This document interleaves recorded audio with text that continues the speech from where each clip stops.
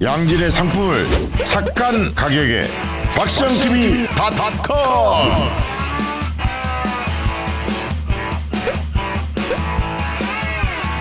다양한 상품들, 식품, 건강, 생활, 쇼핑이 후원이다. 박시영TV.com.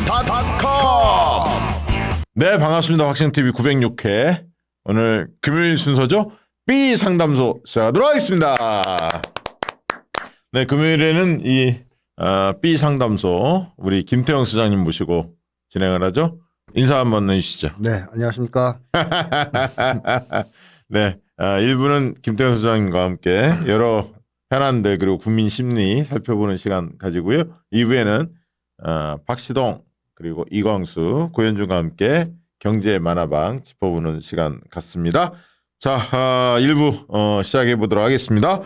요즘에 이슈들이 너무 많이 터지는데 뭐 이건 윤석열 정권 들어와서 특징이긴 해요. 네. 하루가 멀다 하고 뭐 빵빵빵 터지는데 네. 요즘에 관심 있게 지켜본 이슈는 뭡니까? 그 유엔사에 독일이 참여하지 않았습니까? 네네. 근데 이 유엔사가 사실 유령기구인데요. 예. 그러니까 미국이 만든 가짜 사령부라고 보면 틀림없죠. 그렇죠, 그렇죠. 네, 원래는 해체됐어야 되는 건데. 예. 자, 어쨌든 요 독일이 가입하고 나서 어젠가 그제에 서해에서 네. 독일 군함이 와서 군사훈련하고 인천에 입항했다, 인천항에. 아, 그래요? 네, 그 기사가 떴더라고요.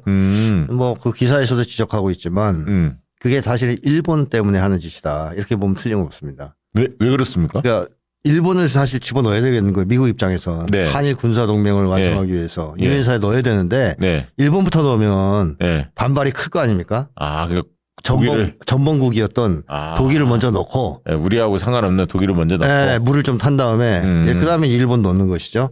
아마 다음 수순은 일본을 유엔사에 집어넣고 그렇게 되면 일본이 합법적으로 한국에 들어와서 군사훈련도 할 수 있고 뭐 여러 가지. 그러면 그게 전제 조건은 뭡니까? 그럼 그 유엔사 들어올 수 있는 자격이나 그게 우리가 결사 반대면 못 들어옵니까? 네, 그렇습니다. 아. 원래는 참전국으로 돼 있었거든요. 네. 근데 미국이 그걸 바꿨어요. 참전을 안 했지만 기여할 수 있는 국가라는 식으로 바꿔버렸습니다. 유엔하고 싸웠던 나라 아니에요? 일본?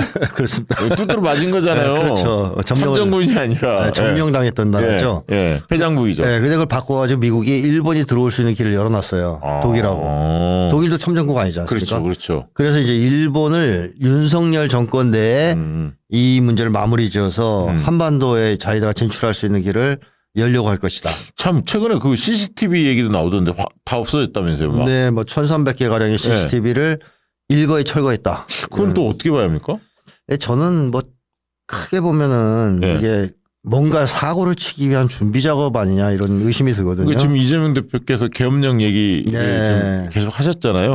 그 계엄이라는 게 사실 무슨 비상계엄을 염두에 둔 측면이거든요. 그 국지전이라든가 그렇죠. 이런 사태가 터졌을 때. 네. 근데 그 정보가 우리 야당은 갖기가 어렵잖아요. 맞습니다. 그러니까 정권이 판단해서 막 이렇게 약간 눈속임하고 막 이러면 국민들이 판단할 수가 없지 않습니까? 자작극을 벌일 수도 있는 가능성이 있는 거죠. 그러니까 CCTV가 있으면 그런 것이 뭐 근거자를 내놔라. CCTV 있을 테니까. 그래서 이 거추장스럽게 여겼지 않았을까? 이런 좀 의혹들도 많이 제기되고 있는 거죠. 맞습니다. 나중에라도 문제가 될 수도 있고 그 자료가 남아 있을 때. 네.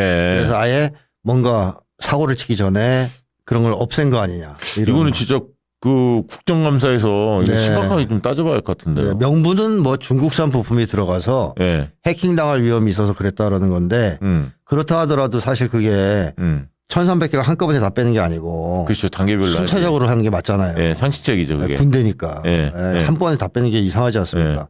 근데 나 한 번에 싹 뺀 걸 봐서는 뭔가 이상하다 이런 얘기가 나오는 거죠. 그렇군요. 그리고 엊그제 그게 있었죠. 미국에서 트럼프하고 해리스하고 TV 토론. 이게 이제 공식적으로는 이거고 한 번이고. 뭐 해리스가 한 번 더 할 수는 있지만 그건 뭐 선택이라고 하는 거 보니까 지금 트럼프는 죽을 좀 써서 그 다음 토론 안 할 수도 있다 뭐 이런 이야기가 나오던데 어떻게 보셨습니까? 뭐 하게 되면 이제 팍스 TV에서 하자 이렇게 지금 트럼프 주장하고 있고요.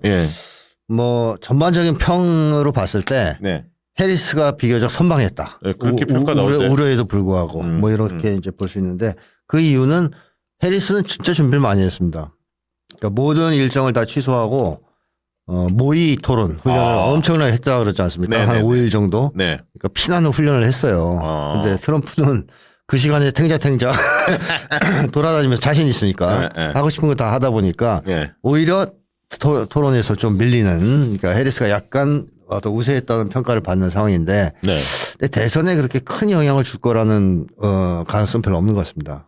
그러니까 지금 미국 선거를 좀 잘하는 분은 여전히 샤이 보수가 꽤 있고 스윙 보터 지역인 그 스윙 스테이트 그러니까 경합 지역 뭐 7개 정도 있다고 알려지고 있죠.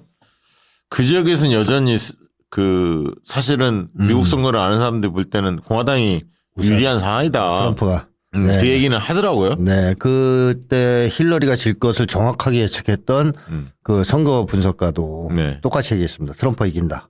그러니까 지금 언론에서는 계속 해리스가 잘하고 있다고 얘기를 하는데 워낙 이제 미국 언론이 민주당 쪽에 기울어져 있다 보니까 근데 사실은 지금 트럼프의 우세가 지속되고 있는 중이다라고 보는 게 오히려 맞지 않을까 싶기도 합니다. 아무튼 우리 소장님의 그 예측 일관된 예측이었어요. 지금까지 몇 개월 전부터 쭉 얘기했는데 결국 이제 얼마 안 남았습니다. 11월 달이니까. 다음 달부터 막 저 분위기 확 올라오겠네요. 미국. 그렇습니다. 그리고 지는 쪽에서는 뭔가 특단의 대책이 필요한 시점이 됐죠. 이게 한반도 정세 11월 전에는 그러면 큰 움직임이 우리가 걱정하는 시나리오 있지 않습니까? 국지전이나 이런 것들이 미국 대선을 초입에 두고 미국 쪽에서는 이거가 일어나는 것이 만약에 국지전 같은 불행한 사태가 일어나는 것이 미국 대선에 영향을 끼칠 수 있거든요. 있죠. 그래서 이게 오히려 좀 방패막이 비슷하게 이거를 좀 막아낼 수 있는 어떤 기제로 미국 대선이 작동하지 않을까 그런 생각도 좀 드는데 그건 어떻게 보십니까? 그러니까 미국도 내부가 분열돼 있어가지고 뭐 예를 들면 해리스를 케네디가 지지한 것은 다른 이유 다 떠나서 전쟁광이다 뭐 이런 것 때문에 지지를 처리한 거거든요. 해리스는 우크라이나전 같은 걸 더 확장할 생각이 있는 사람이니까. 근데 뭐 트럼프는 현실주의자적인 측면이 있죠. 그런 데서. 그런 데서 지지가 막 엇갈리면서 체니 같은 초강경파는 또 해리스를 지지합니다. 이렇게 막 이렇게 전쟁을 옹호하고 한번 붙어보자 이런 호전적인 세력은 해리스 쪽으로 직결하고 좀 현실을 인정하고 전쟁 좀 그만하자. 이쪽은 트럼프 쪽으로 쏠리는. 왜요? 다른 정책하고 또 이건 또 달라. 국내 정책에서는 트럼프가 개판이거든요. 그렇죠. 그리고 말하는 것도 진짜 이상하죠. 근데 해외 대외 정책을 보면 또 거꾸로예요. 해리스가 굉장히 호전적입니다. 그래서 이제 우리 그 뭐랄까요 한인들 미국에 많이 살고 있을 텐데 한인들 마음이 좀 복잡할 것 같아요. 그렇습니다. 본인들의 상황을 따져보면 해리스를 지지해야 하는 거고 왜냐하면 이민 정책이나 이런 걸 보면 당연히 민주당을 지지해야 하는데 한반도 고국을 생각하면 그렇죠. 트럼프가 돼야 하는 거 아닌가. 낫다 보고 막 헷갈리겠죠. 그래서 뭐 누가 되든 뭐 한반도에는 큰 변화가 있을 것 같긴 한데 이 양 세력이 각각 저울질을 하지 않겠냐 싶어요. 한반도 위기를 고조시키는 게 유리할지 아니면 이거를 그대로 눌러놓고 대선까지 현상 유지를 하는 게 유리할지. 근데 저같이 그냥 그렇게 뭐 그 부분에 대해 제가 전문가는 아닌데 그냥 민주당 입장에서 볼 때는 여기서 더 시끄러워지면 만약에 남북 간의 긴장이 생기면 니네 바이든 정책이 실패 아니냐. 그렇습니다. 이렇게 갈 가능성이 있어서 윤석열 뭐 예를 들면 국지전 양상으로 치닫을 어떤 그 긴장 고조를 그거를 미국 해리스 입장에서는 그렇게 달가울 것 같지는 않은데. 적절한 수준에서 긴장 고조는 바라지 않겠죠. 날려면 크게 나는 게 나을 수는 있습니다. 차라리 크게 나면 야, 트럼프 너 김정은하고 친하지? 김정은 위원장하고. 근데 저 사람 전쟁 일으켰어. 너 정치 잘못한 거 아니야? 뭐 이런 식으로 칠 수가 있기 때문에 하려면 화끈하게 크게 해야 되는 거고 아니면 차라리 안 하는 게 낫죠. 근데 지금 미국 대선의 판세를 보면 해리스 입장에서는 이번 TV 토론도 있고 그래서 상승 국면에 우리가 타고 있다 이렇게 판단할 수도 있는 거잖아요. 추격하고 있다. 그런 측면에서 모험수를 무리하게 안 할 가능성도 있는 거 아니에요? 맞습니다. 그렇죠. 그래서 그거를 아마 앞으로 잘 봐야 될 것 같아요. 현재까지는 긴장을 완화시키는 쪽으로는 움직이지 않는 게 확실한데요. 미국이. 그렇다고 해서 과연 윤석열의 무모한 행동을 방임할 것이냐. 이건 이제 지켜봐야 되겠죠. 네, 알겠습니다. 그거 되게 걱정했던 게 10월 달 되게 걱정했죠. 아직 10월은 오지 않았지만 남북 간의 긴장이 최고조로 오르지 않을까 그런 걱정을 했는데 아직은 그 정도까지는 안 온 것 같아요. 그러나 지금 뭐 그 흔히 말하는 김용현은 국방부 장관으로 임명했고 이런 일련의 흐름이 의심쩍다. 이건 분명해 보이고요. 그리고 뭐 현재 확성기를 계속 틀고 있기 때문에 네, 맞습니다. 북쪽에서 참고 있는 거잖아요. 그렇죠. 안 참기 시작하면 골치 아프죠. 어떻게 될지 모르죠. 그 최근에 재밌는 기사가 하나 떴는데 천공이 드디어 나타났습니다. 요즘에 좀 잠잠하다고 이야기 나왔더니 아니나 다를까 나 살아있어 이놈들아. 그것도 한일 간에 정상이 만나는 그 호텔에 하필 그 호텔에 나타났어요. 이거 어떻게 봐야 합니까? 이거 자작극입니까? 뭡니까? 뭐 사진 찍히는 게 의도된 행보라고 보는 게 맞겠죠. 뭐 우연히 지나가다 거기 잠깐 들렸는데 겹쳤다. 누가 그걸 믿겠습니까? 그러니까 저기도 천공도 김건희과야. 사진 찍히기 굉장히 좋아한다. 네, 그렇습니다. 자기가 살아있다, 건재하다. 저는 약간 그 느낌도 들더라고요. 내 일본하고도 통하는 사람이야 이 사람들아. 기시다도 나하고 다 형 아우 하면서 이게 친하게 지내라는 거를 그 암시하는 약간 그거를 느끼게끔 만드는 거 아닐까? 그런 생각도 들더라고요. 천공의 꿈은요. 세계적인 지도자가 되는 겁니다. 그렇죠. 영적인 세계적인 지도자. 일본에도 천공교를 전파해야 되고요. 미국에도 전파해야 됩니다. 그 도구가 이제 윤석열과 김건희거든요. 그렇기 때문에 말씀하신 대로 기시다가 있는 곳은 내가 있어야지. 뭐 이렇게 하는 암시를 주기 위해서 갔을 수도 있고요.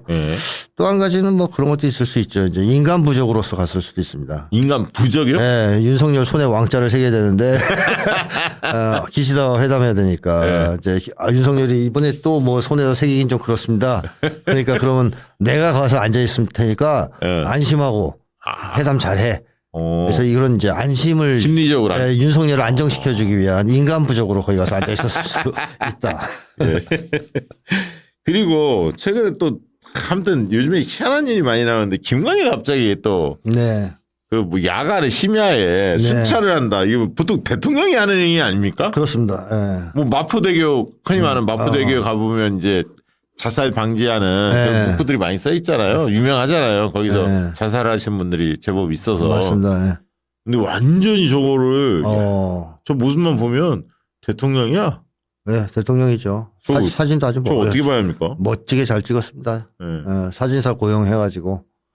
그러니까 이게 지금 용산발 새로운 쇼프로가 시작된 겁니다. 나는 대통령이다. 나는 대통령, 나는 가수다에서 나는 대통령이다. 혹은 또 나만 대통령이다. 뭐 이제 나만 대통령, 나는 대통령이다. 좋은데요? 김건희가 뭐 불러 나가는 거예요. 야, 내가 대통령이야. 나 알고 있었지. 이제 내놓고 할게. 대놓고 할게. 이제 앞으로 나를 많이 보게 될 거야. 그러니까 이제 디올백도 털었고. 뭐 도이치도 뭐 털릴 거고. 그렇죠. 뭐 아무튼 다 정리되니까 이제 내가 본격적으로 나설 때가 됐다. 그것만은 아니고 그런 걸 다 털면서 준비가 다 끝났다라고 보는 것 같아요. 그러니까 상황을 일거에 확 정리할 수 있는 계엄 준비 같은 게 사실 끝났다. 뭐 사람도 배치했고 여러 가지 준비가 다 끝나 있다. 이렇게 판단하고 있는 거 아니냐. 그러니까 수틀리면 확 밀어버리면 되는데 내가 왜 사진을 안 찍어야 돼. 이제 본격적으로 찍고. 야, 그러면 걱정되는 신호인데. 맞습니다. 위험한 신호. 위험한 신호죠. 김영현의 그 말 조심하라 그랬나요? 그런 고압적인 태도. 한덕수 총리의 아주 뭐 조롱 섞인 고압적인 자세, 이런 답변 자세, 이런 것들이 지금 윤석열 정권의 기류가 가짜이겠지만 자신감입니다. 우리는 지금 상황을 한 번에 다 정리할 수 있기 때문에 너희들한테 머리를 조아리거나 타협할 이유가 없다. 그리고 하고 싶은 대로 하겠다. 이런 입장을 보여주는 행보라고 보여지고, 사실 김건희는 그 인정받는데 목숨 거는 사람이잖아요.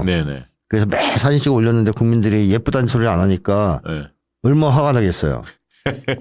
그러니까 이 백설공주에도 그 계모가 백설공주가 더 이쁘다 그러니까 열받아가지고 죽이려고 그러잖아요. 김건희도 자기 이쁘다는 소리 안 하니까 지지율이 안 올라가니까 이것들 그냥 가서 다 조져버리고. 이런 거 갈 때 윤석열한테 이야기 할까요? 갈 때요? 여기 간다 나. 안 할 것 같은데요. 그 비서실에만 얘기할 것 같은데요. 자기 그 똘마니들 있으니까. 그냥 따라올까봐 귀찮잖아. 내가 원샷은 먹어야 하는데 투샷은 괜히 이건 아니다. 투샷은 옆에 와서 얼쩡대고 그러면 사진 버리는데 어지간하면 안 알려주지 않겠습니까? 그렇게 해석이 됩니다. 자, 그리고 최근에 김건희 공천 논란도 있어요. 공천 개입 논란. 네. 그건 또 어떻게 봐야 합니까? 김건희가 뭐 공천 논란을 공천에 개입했을 거라는 건 소문이 파다했지 않습니까? 네. 사실상 네. 그 전에 공천만 개입한 게 아니고 뭐 내가 대통령이다, 나만 대통령이다 하는 행보를 사실 걸어왔는데 드러난 게 별로 없었을 뿐이죠. 그러다가 이제 조금 드러난 건데요. 네. 뭐 추측에 의하면 한동훈 쪽에서 흘렸을 가능성이 높다라고 얘기들을 많이 하는데요. 그러니까 뭐 시나리오가 그런 거죠. 김건희가 네. 그 오염수 드신 분 의원 김영선 오염수 의원을 이렇게 기회로 예. 빼주려고 했는데 예. 한동훈이 이걸 방해했다. 날렸다. 공천위를 통해서. 그래가지고 김건희랑 한동훈이랑 그때부터 불구대천의 원수가 됐다. 이런 이제 설이 있는데 상당히 저는 신빙성이 있다. 이렇게 보고 있거든요. 예. 그러니까 실제로 개입을 했어요. 했는데 일부는 좌절한 거죠. 한동훈의 방해 공작 같은 걸 통해서. 네. 그래서 그 이후에 소위 이제 윤한 갈등이라는 게 시작됐고요. 사실 그래서 본질은 윤한 갈등이 아니고 김한 갈등이라고 봅니다. 저는. 역시 대통령 김건희네. 네. 실세는 김건희. 그렇죠. 그래서 공천 파동이 벌어지고 당대표 됐을 때 김건희가 문자 공개하잖아요. 한동훈 저격하려고. 네네네. 네. 그래가지고선 그때부터 그걸 가지고 윤석열이 배신자다 뭐 프레임을 씌워서 치기 시작했지 않습니까? 네네. 그러니까 단순히 얘기하면 김건희가 던져준 거 윤석열한테. 자, 이거 봐. 한동훈이 배신자 맞지? 오늘부터 씹어. 그러니까 이제 윤석열 막 이제 한동훈을 씹은 거 아니냐. 네. 이런 의혹도 제기될 수 있는 거죠. 그렇게 볼 수 있고. 네. 그리고 좀 특이했던 사진이 하나 떴는데 세계 지식 포럼이라고 이게 네. 이제 세계 석학들이 한 자리에 모여서 네. 뭐 최근에 이제 AI 인간의 대립 네. 앞으로 미래에 대해서 이야기하고 또 전쟁들이 많이 터지고 있어서 네. 이런 전쟁을 어떻게 좀 막아내고 인류가 공존할 수 있는지 이런 걸 이제 진지하게 모색하는 자리인데 소장님은 안 불렀나요? 세계 석학이잖아요. 아니요, 저는 안 불렀습니다. 이거 영털이네. 네, 뭐 석학이라는 게 뭐 그 믿을만 합니까? 특히 그 석학들이 모인 자리에 윤석열이 갔다는 것은. 난 저기 왜 갔나 싶어. 근데 저 사진이 보니까 네. 한동훈이 윤석열 지금 쳐다보는 사진 아닙니까? 저게? 네. 표정이 묘합니다. 그러니까 묘하네. 네. 저때 순간 마음속으로 무슨 생각을 했을까? 예. 저는 그거 같아요. 저 뒤통수한테 가서 때리고 싶다. 그러다 맞으면 어떡하려고. 아니, 못하죠. 한동훈이. 꿈에서나 그리는 거 아니에요? 마음속으로. 까고 싶은데 저거. 예. 그동안 내가 많이 당했는데. 막 뒤통수가 보이네. 어떡하지? 뭐 이런 거. 그 다음에 또 하나는 네가 뭐 알아듣냐? 이 어려운 얘기 하는데. 나도 모르는데 네가 알겠냐? 뭐 거의 이제 그 표정이 아주 안 입고 없고 티꺼운 표정이잖아요. 티꺼운. 목도 딱 들고. 그러니까 이제 한마디로 윤석열. 그러니까 어떻게 보면 다시 한번 올려주실래? 좀 약간 경멸하는 느낌이 있어요. 네, 맞습니다. 경멸. 깔보고. 깔보고. 아래를 보는 느낌. 네. 네가 해봤자 별거지. 내 밑에 있지. 손 아래에 있지. 약간 그런 느낌이야. 너 저놈을 잡아야 되는데 뭐 쳐야 되는데 이런 생각도 했겠죠. 아무튼 두 사람의 관계가 근데 한동훈이 요즘에 고민이 많을 것 같아요. 여론조사 해보면 계속 빠지고 이재명 대표는 오르고 두 사람 간의 격차는 2배 이상 막 늘어나고 막 이렇거든요. 보면 40몇 대 뭐 20몇 이러니까요. 여론조사 공정이 있지 않습니까? 가장 보수적인 조사기관이라 알려져 있는 여론조사 공정 데일리안이 조사한 거에도 보면 이재명 대표는 더 오르고 한동훈은 더 빠져서 2배 이상 격차가 막 늘어나요. 그러니까 이제 이러면은 국민의힘 내부에서도 힘을 받기가 어렵거든요. 윤석열을 좀 비판하고 당이 이제 그 대통령한테 할 말도 좀 하면서 어떤 수평적 관계로 좀 올라서야 하는데 그러면서 한동훈이 좀 쳐야 된다. 윤석열 대통령한테 길을 못 피고 있고 여론조사 봤더니 국민들이 이제 한동훈을 버릴 상황이고 그러니까 국민의힘도 좀 뾰족한 대안이 없을 것 같아요. 맞습니다. 아주 답답하겠죠. 왜냐하면 한동훈의 이 우유부단함이 예상을 너무 뛰어넘는 수준이에요. 저 정도로 아무리 겁이 많다고 저 정도로 허수아비일까 이런 생각이 들어요. 그러려면 왜 나왔는지 그런 생각이에요. 아니 그러려면 당대표 나오면 안 되지. 살려고 나왔죠. 이거 안 하면 완전히 죽으니까. 그러니까 한동훈은 생존형 정치인이라고 해도 과언이 아닐 정도로 그 순간순간 살기 위해서 발버둥 치는 쪽이 좀 많다. 그러니까 큰 목표를 가지고 움직이는 짝은 아니다. 그러니까 캐비넷으로 죽을 수 있는데 살려고 당대표는 나올 수밖에 없었고 네. 나왔지만 그렇다고 윤석열을 대들기에는 그렇죠. 아직 힘이 없고. 네. 어릴 때 우유를 잘 못 먹어서 우유부단한가 봐요. 한동훈이 네. 차라리 안 덤비면 처음부터 네. 안 덤벼고 충성파로서 모습을 보였다면 네. 계속 네. 지지율이 네. 올라가진 않아도 그렇지. 정체 상태에서 고정은 됐을 수 있어요. 네. 근데 윤석열한테 무한정 충성을 바치는 것도 아니고 네. 한 번씩 이렇게 돌 던지잖아요. 네. 던져가지고선 윤석열을 화나게 만들잖아요. 네. 그리고 윤석열이 화내면 바로 엎어져서 네. 깨갱되니까 네. 이것이 국민들한테 뭐 어떤 모습을 비치겠느냐. 아이 저 비겁한 놈, 회색 분자 같은 놈, 뭐 이런 식으로 보일 수밖에 없거든요. 그러니까 홍준표도 까면 안 되는 놈이라고 이제 조롱을 하는 것이고 조중동도 네. 야 한동훈은 안 될 것 같은데 이런 생각을 한 거 아니에요? 냄새 맡았어. 네. 네. 이 상황은 한동훈 입장에서 굉장히 중요한 순간이에요. 근데 조중동이 좀 고민에 많이 빠진 게 그래 그럼 한동훈 아니면 오세훈인가 해서 오세훈을 만작거렸는데 그것도 아니에요.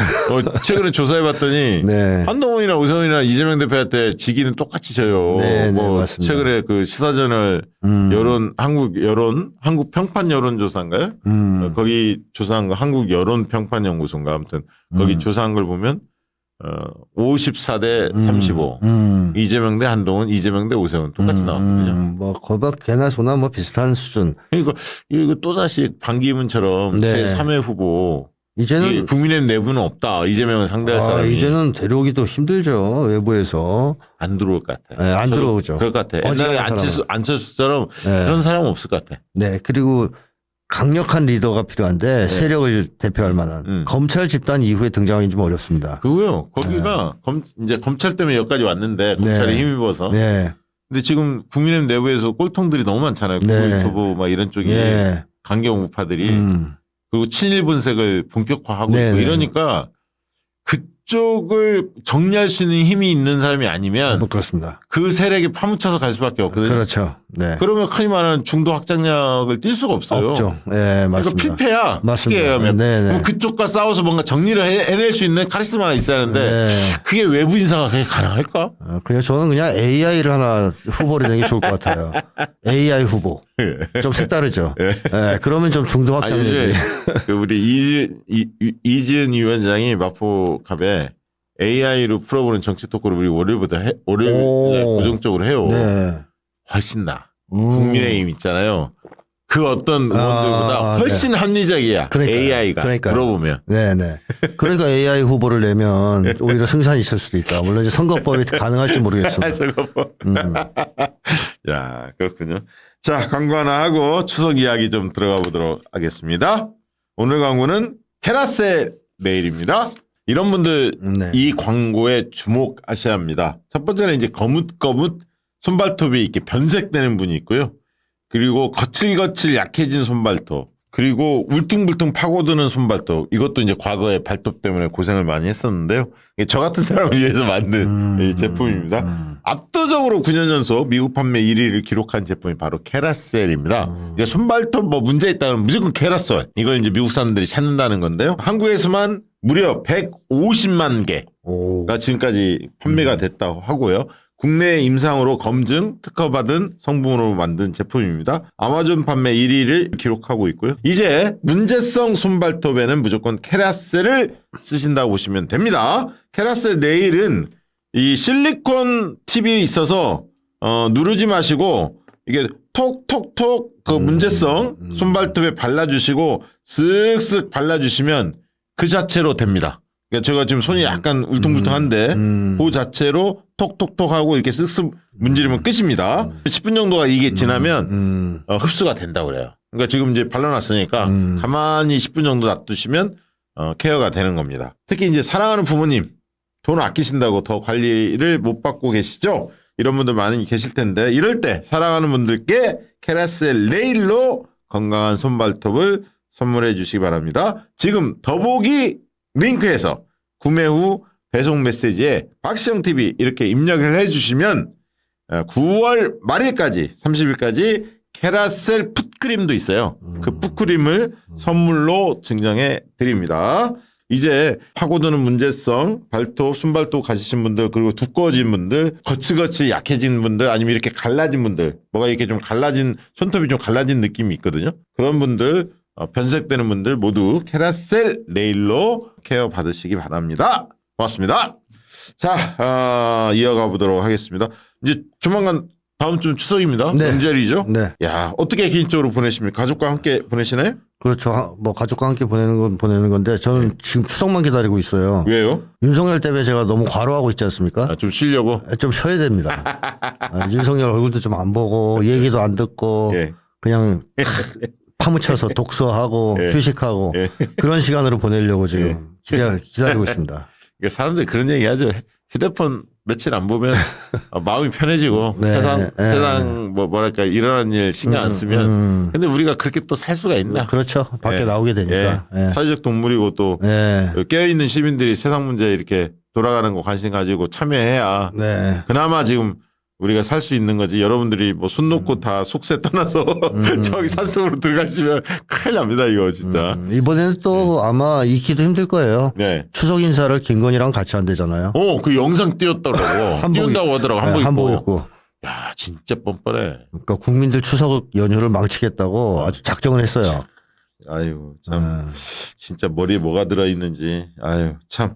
그런데 이런 명절에 대한 국민들의 인식이 그 시간이 흐르면서 세대가 좀 바뀌면서 세태도 바뀌고 사람들의 인식도 많이 바뀌는 것 같아요. 어떻게 바뀌었습니까? 뭐 사실 예전에 비해서 인간관계가 매우 나빠졌지 않습니까? 이 인간관계가 나빠지는데 가족관계는 나빠지지 않을 수 있습니까? 그럴 수는 없죠. 그러니까 한국 사회 인간관계 전반적으로 나빠지면 악화되면 가족관계도 나빠지게 돼 있습니다. 옛날에는 이렇게 모여서 친지들 모이고 돈 1,000원씩 이렇게 줬잖아요. 인사 동네별로 인사로 다니면 100원씩 500원씩 1,000원씩 아니면 뭐 음식을 준다든가. 그리고 친척들이랑 싹 모이면 그중에 누가 장가 간다 어디 취업했다 뭐 대학 갔다 하면 다들 덕담해주고 내일처럼 기뻐해주고. 그랬죠. 그렇죠. 마을에 잔치도 하고 돼지도 잡고 이랬단 말이야. 누가 잘 되면 꼭 자기가 혜택 받는 것도 아니었는데. 그렇습니다. 지금은 잘 된 배 아파죠. 그러니까 이게 진짜 바뀐 거예요. 그러니까 옛날에는 우리라는 의식이 강했잖아요. 한국 사람들이 우리주의가 있다고 저희가 계속 얘기하는데 마을에서 누가 한 명 성공했다. 그러면 마을 전체가 잔치를 해요. 맞아요. 플래카드 붙이고 막 그게 자기 일이에요, 자기 일. 자기 일이야. 우리니까. 근데 지금은 아닌 거예요. 다 마을 안에서도 개인 간 경쟁을 하거든요. 이러니까 누가 잘 되면 배가 아파요. 시기와 질투가 심해졌습니다. 진짜 이거 빨리 바꿔야 돼. 네네. 사실 한국 사회에서 인간관계가 악화된 이유는 개인 간 경쟁이 벌어지는 사회가 됐기 때문인데요. 그 전과는 달리. 옛날엔 마을 사람들은 다른 마을과는 경쟁을 했을지 몰라도 마을 안에서 서로 경쟁하지는 않았단 말이에요. 근데 90년대 이후부터는 마을 안에 있는 사람들끼리도 개인 간 경쟁을 하도록 강요를 받았기 때문에 개인 간 경쟁 시대가 됐습니다. 그러다 보니까 인간관계에서 사람들이 계속 비교하고 서로를 개인 간 경쟁에서 이겨야 되니까 또 과시하고 자기가 이겼다는 걸 드러내기 위해서 상대방을 깎아내리고 시기와 질투를 느끼고 우월감과 열등감에 시달리고 이런 것이 사회 전반에 퍼졌는데 이러다 보니까 가족도 변화가 생겼어요. 그러니까 대표적인 예를 들면 이런 겁니다. 옛날에는 가족들이 다 모여서 잔치 상차 놓고 앉잖아요. 그러면 가족들 중에서 어떤 한 맏형은 성공해서 돈 잘 벌어요. 잘 나가 소위. 근데 또 한 형제는 실업자예요. 그럼 옛날에는 제일 좋은 자리에 실업자들 앉혔습니다. 그리고 가족들이 그 사람들한테 덕담도 해주고 힘내라 괜찮다. 이런 식의 분위기였어요. 가족 전체가 그 사람을 위로해주는. 근데 지금은 상처를 놓으면 그 잘 나가는 아들이 딱 그 좋은 자리에 앉고요. 실업자 아들은 저 구석에 앉아서 고기도 없는데 손도 안 닿아요. 그런 분들은 또 명절에 잘 오지도 않아요. 안 갈라 그래요. 안 가려고 하죠. 안 갈라 그래요. 그러면 그 뭐랄까 눈빛이랄까 사람들이 그래 느낌은 알잖아요. 그렇습니다. 내가 천덕꾸러기가 됐다는 느낌. 그렇죠. 약간 여론조사를 해보면 그래서 실제로 명절 때 가족 집에 안 가는 이유 1순위가 뭐냐면 선물입니다. 그러니까 이게 좋은 걸 사서 거기 가지 못할 때 비교가 되니까. 비교가 되니까 못 가는 거예요. 그럴 때 대접을 못 받거든요. 진짜. 네. 너무 아프다. 가슴이 아프죠. 그러니까 옛날에는 명절만 되면 다들 집에 가서 자기가 잘 나가든 못 나가든 뭐 취직을 했던 이제 백수든 상관없이 집에 가려고 그랬어요. 가면 환영받고 지지받고 이러니까. 근데 지금은 가면 비교당하고. 그러니까 부모님이나 뭐 누구한테 용돈 줄 때도 좀 돈 잘 벌고 막 이런 사람들은 좀 더 두툼하게 주고. 맞습니다. 그렇지 못한 분들은 참 그렇잖아요. 그러니까 비교가 되죠. 그러니까 옛날에 내가 참 좋았던 게 동네별로 돌아다니면 똑같이 500원 1000원씩 줬거든.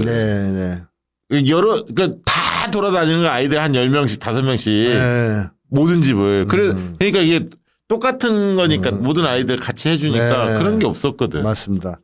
그리고 뭐 예전에는 돈을 쓸 때도 그 집에서 제일 여유가 있는 사람이 거의 쓰는 쪽이었습니다. 그러니까 가족 중에서 누가 한 명 잘 살아줘. 그럼 잔치 비용을 거의 다 내요.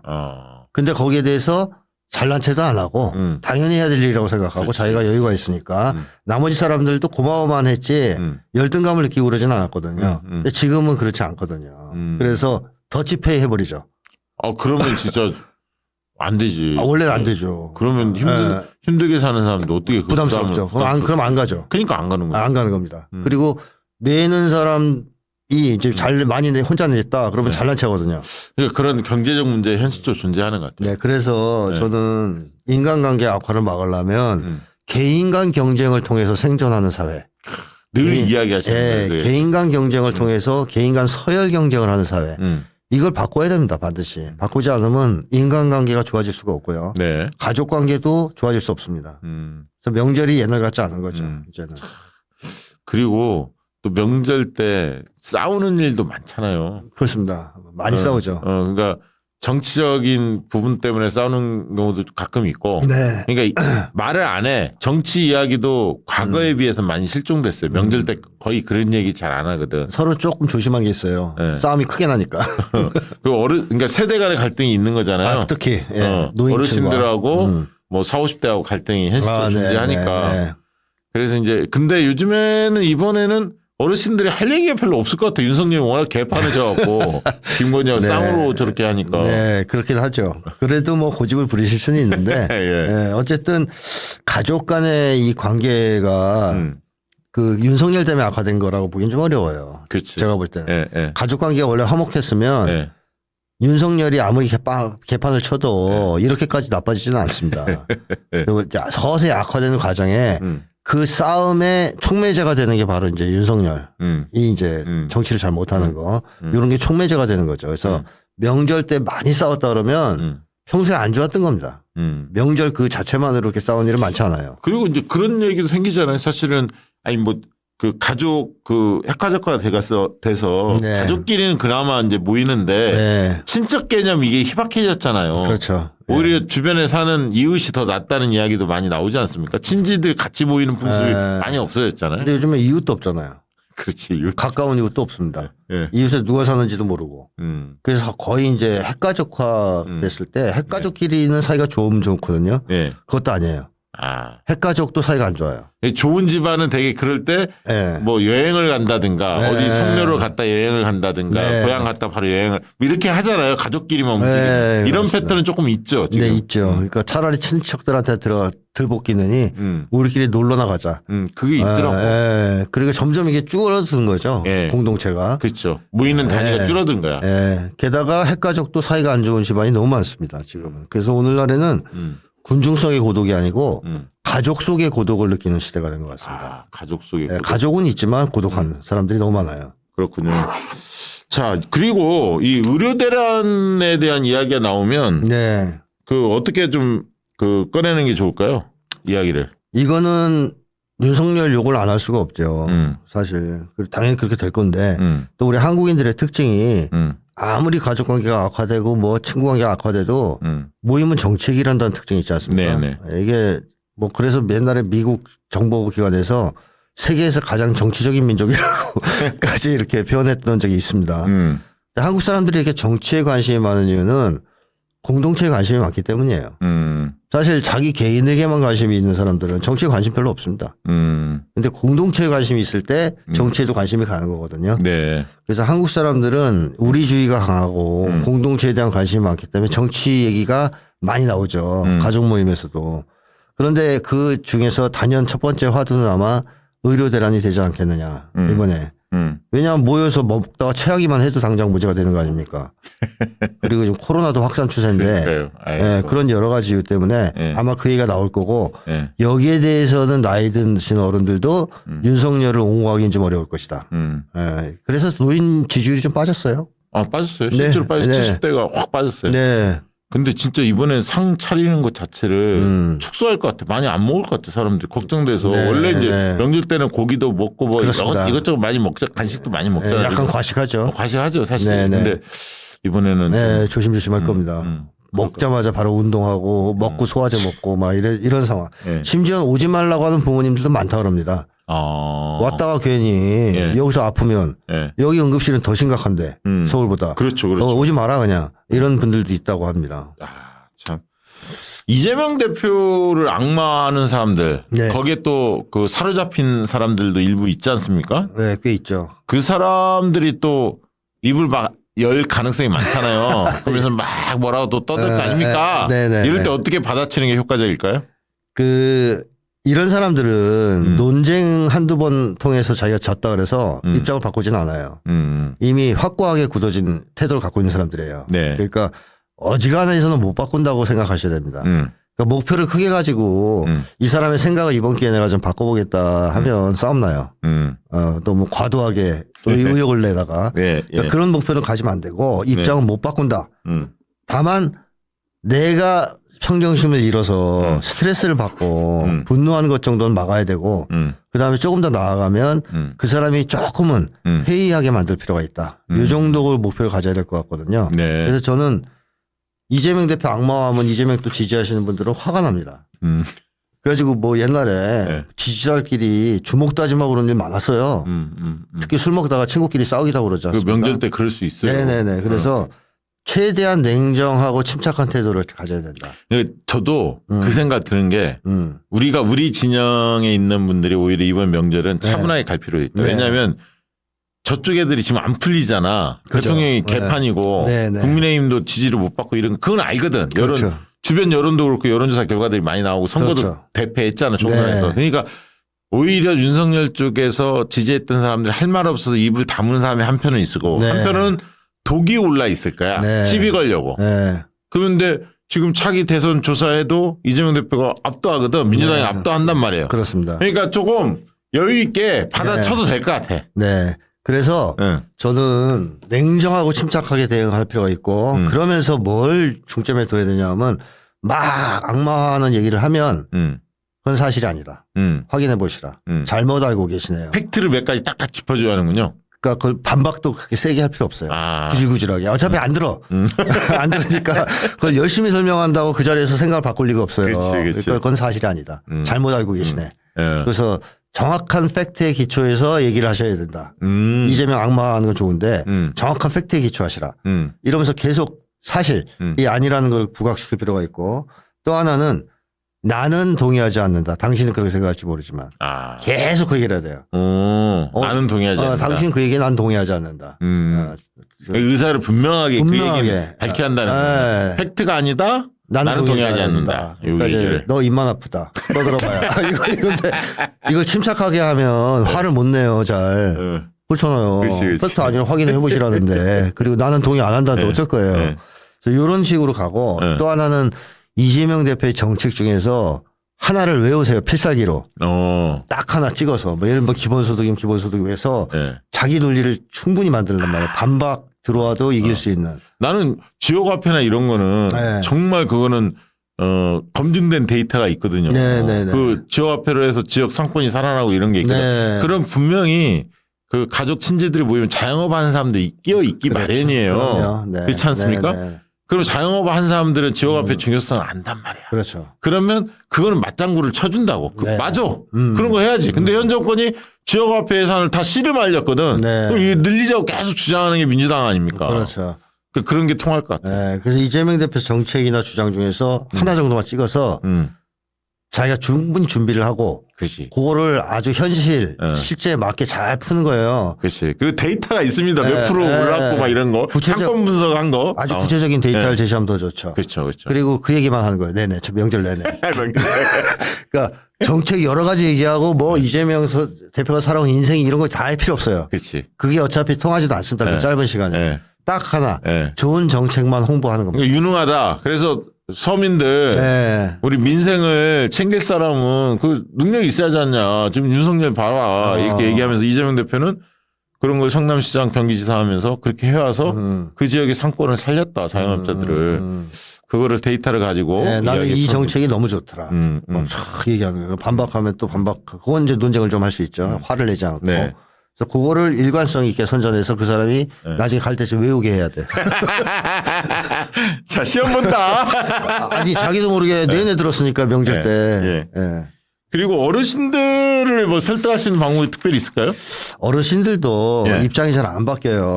그 똑같아. 이재명에 대한 확고한 지지층하고 비슷한 사람들이거든요. 그러니까 이분들을 설득할 때는 크게 가면 안 되고요.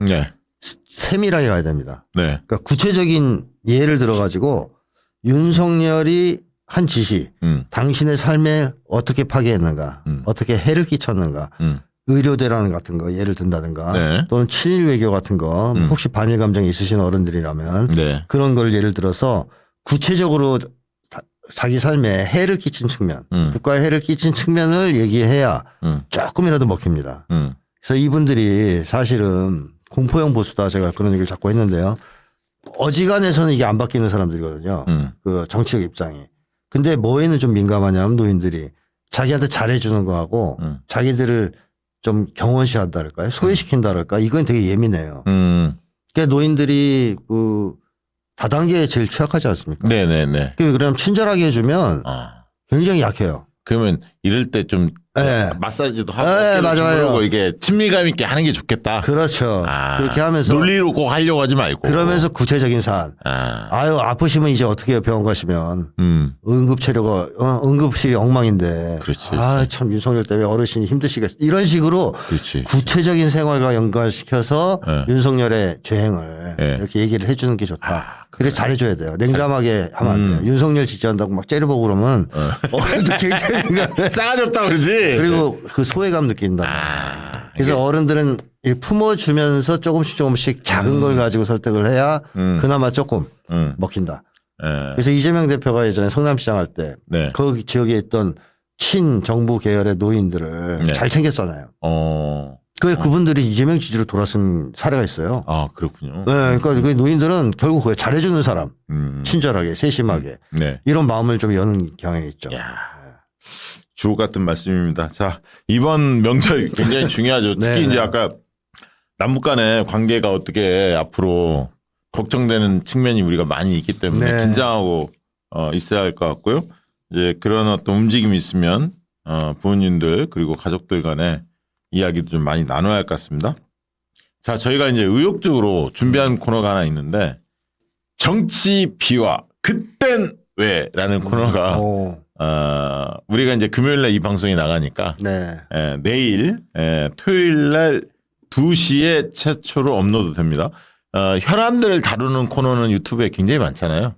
근데 이제 과거에 정치사적으로 80년대, 90년대, 2000년대, 2010년대 또 2020년대에 벌어졌던 굵직굵직한 일들을 깊게 들여다보는 그리고 여의도에서 몇몇이만 아는 비화, 정치 비화 이런 것들을 좀 짚어보고 우리가 다음 정권을 준비하는 과정에서 무엇을 좀 교훈으로 얻어야 할지 반면교사, 타산지석으로 삼아야 할지 그런 코너를 한번 다뤄보자.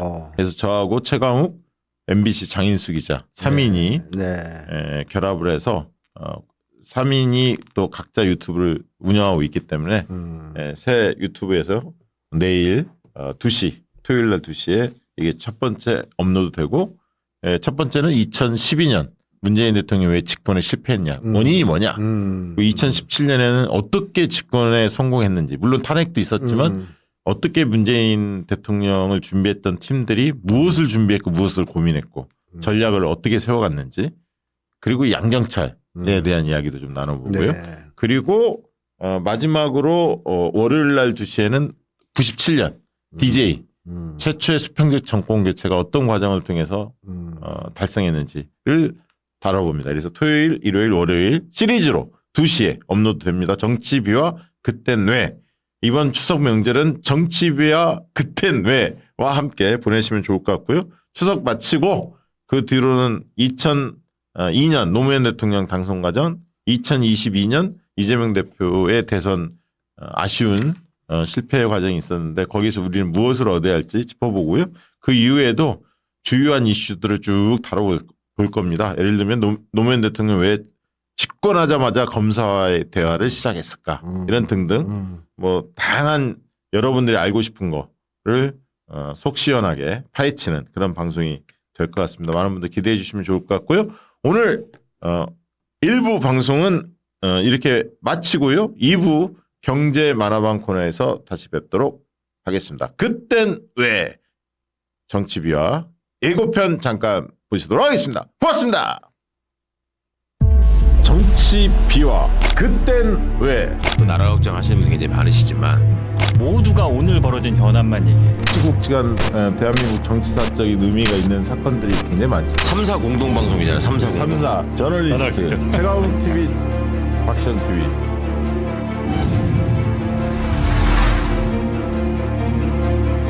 이거를 모르시는 분들이 많을 거예요. MBC 기자들이 방송을 하다가 얼굴색이 바뀌어요. 대선을 지고 나서 뼈저린 반성을 합니다. 그때 후일담으로 이제 급대섭이 본인에게 안철수가 전화가 와서 전에 사실 유승민이 2014년 말에 양정철이 청와대 못 들어갔잖아요. 그 당시에 제가 들은 얘기는 저 이광철 당시 민정비서관 선임행정관이 캐비넷 문건이 발견이 되죠. 이 십상시 문건이 조선 동아로 갔는데 안 쓴 걸로 알고 있어요. 문재인 대통령이 그 당시에 촛불 집회 참여를 안 했어요.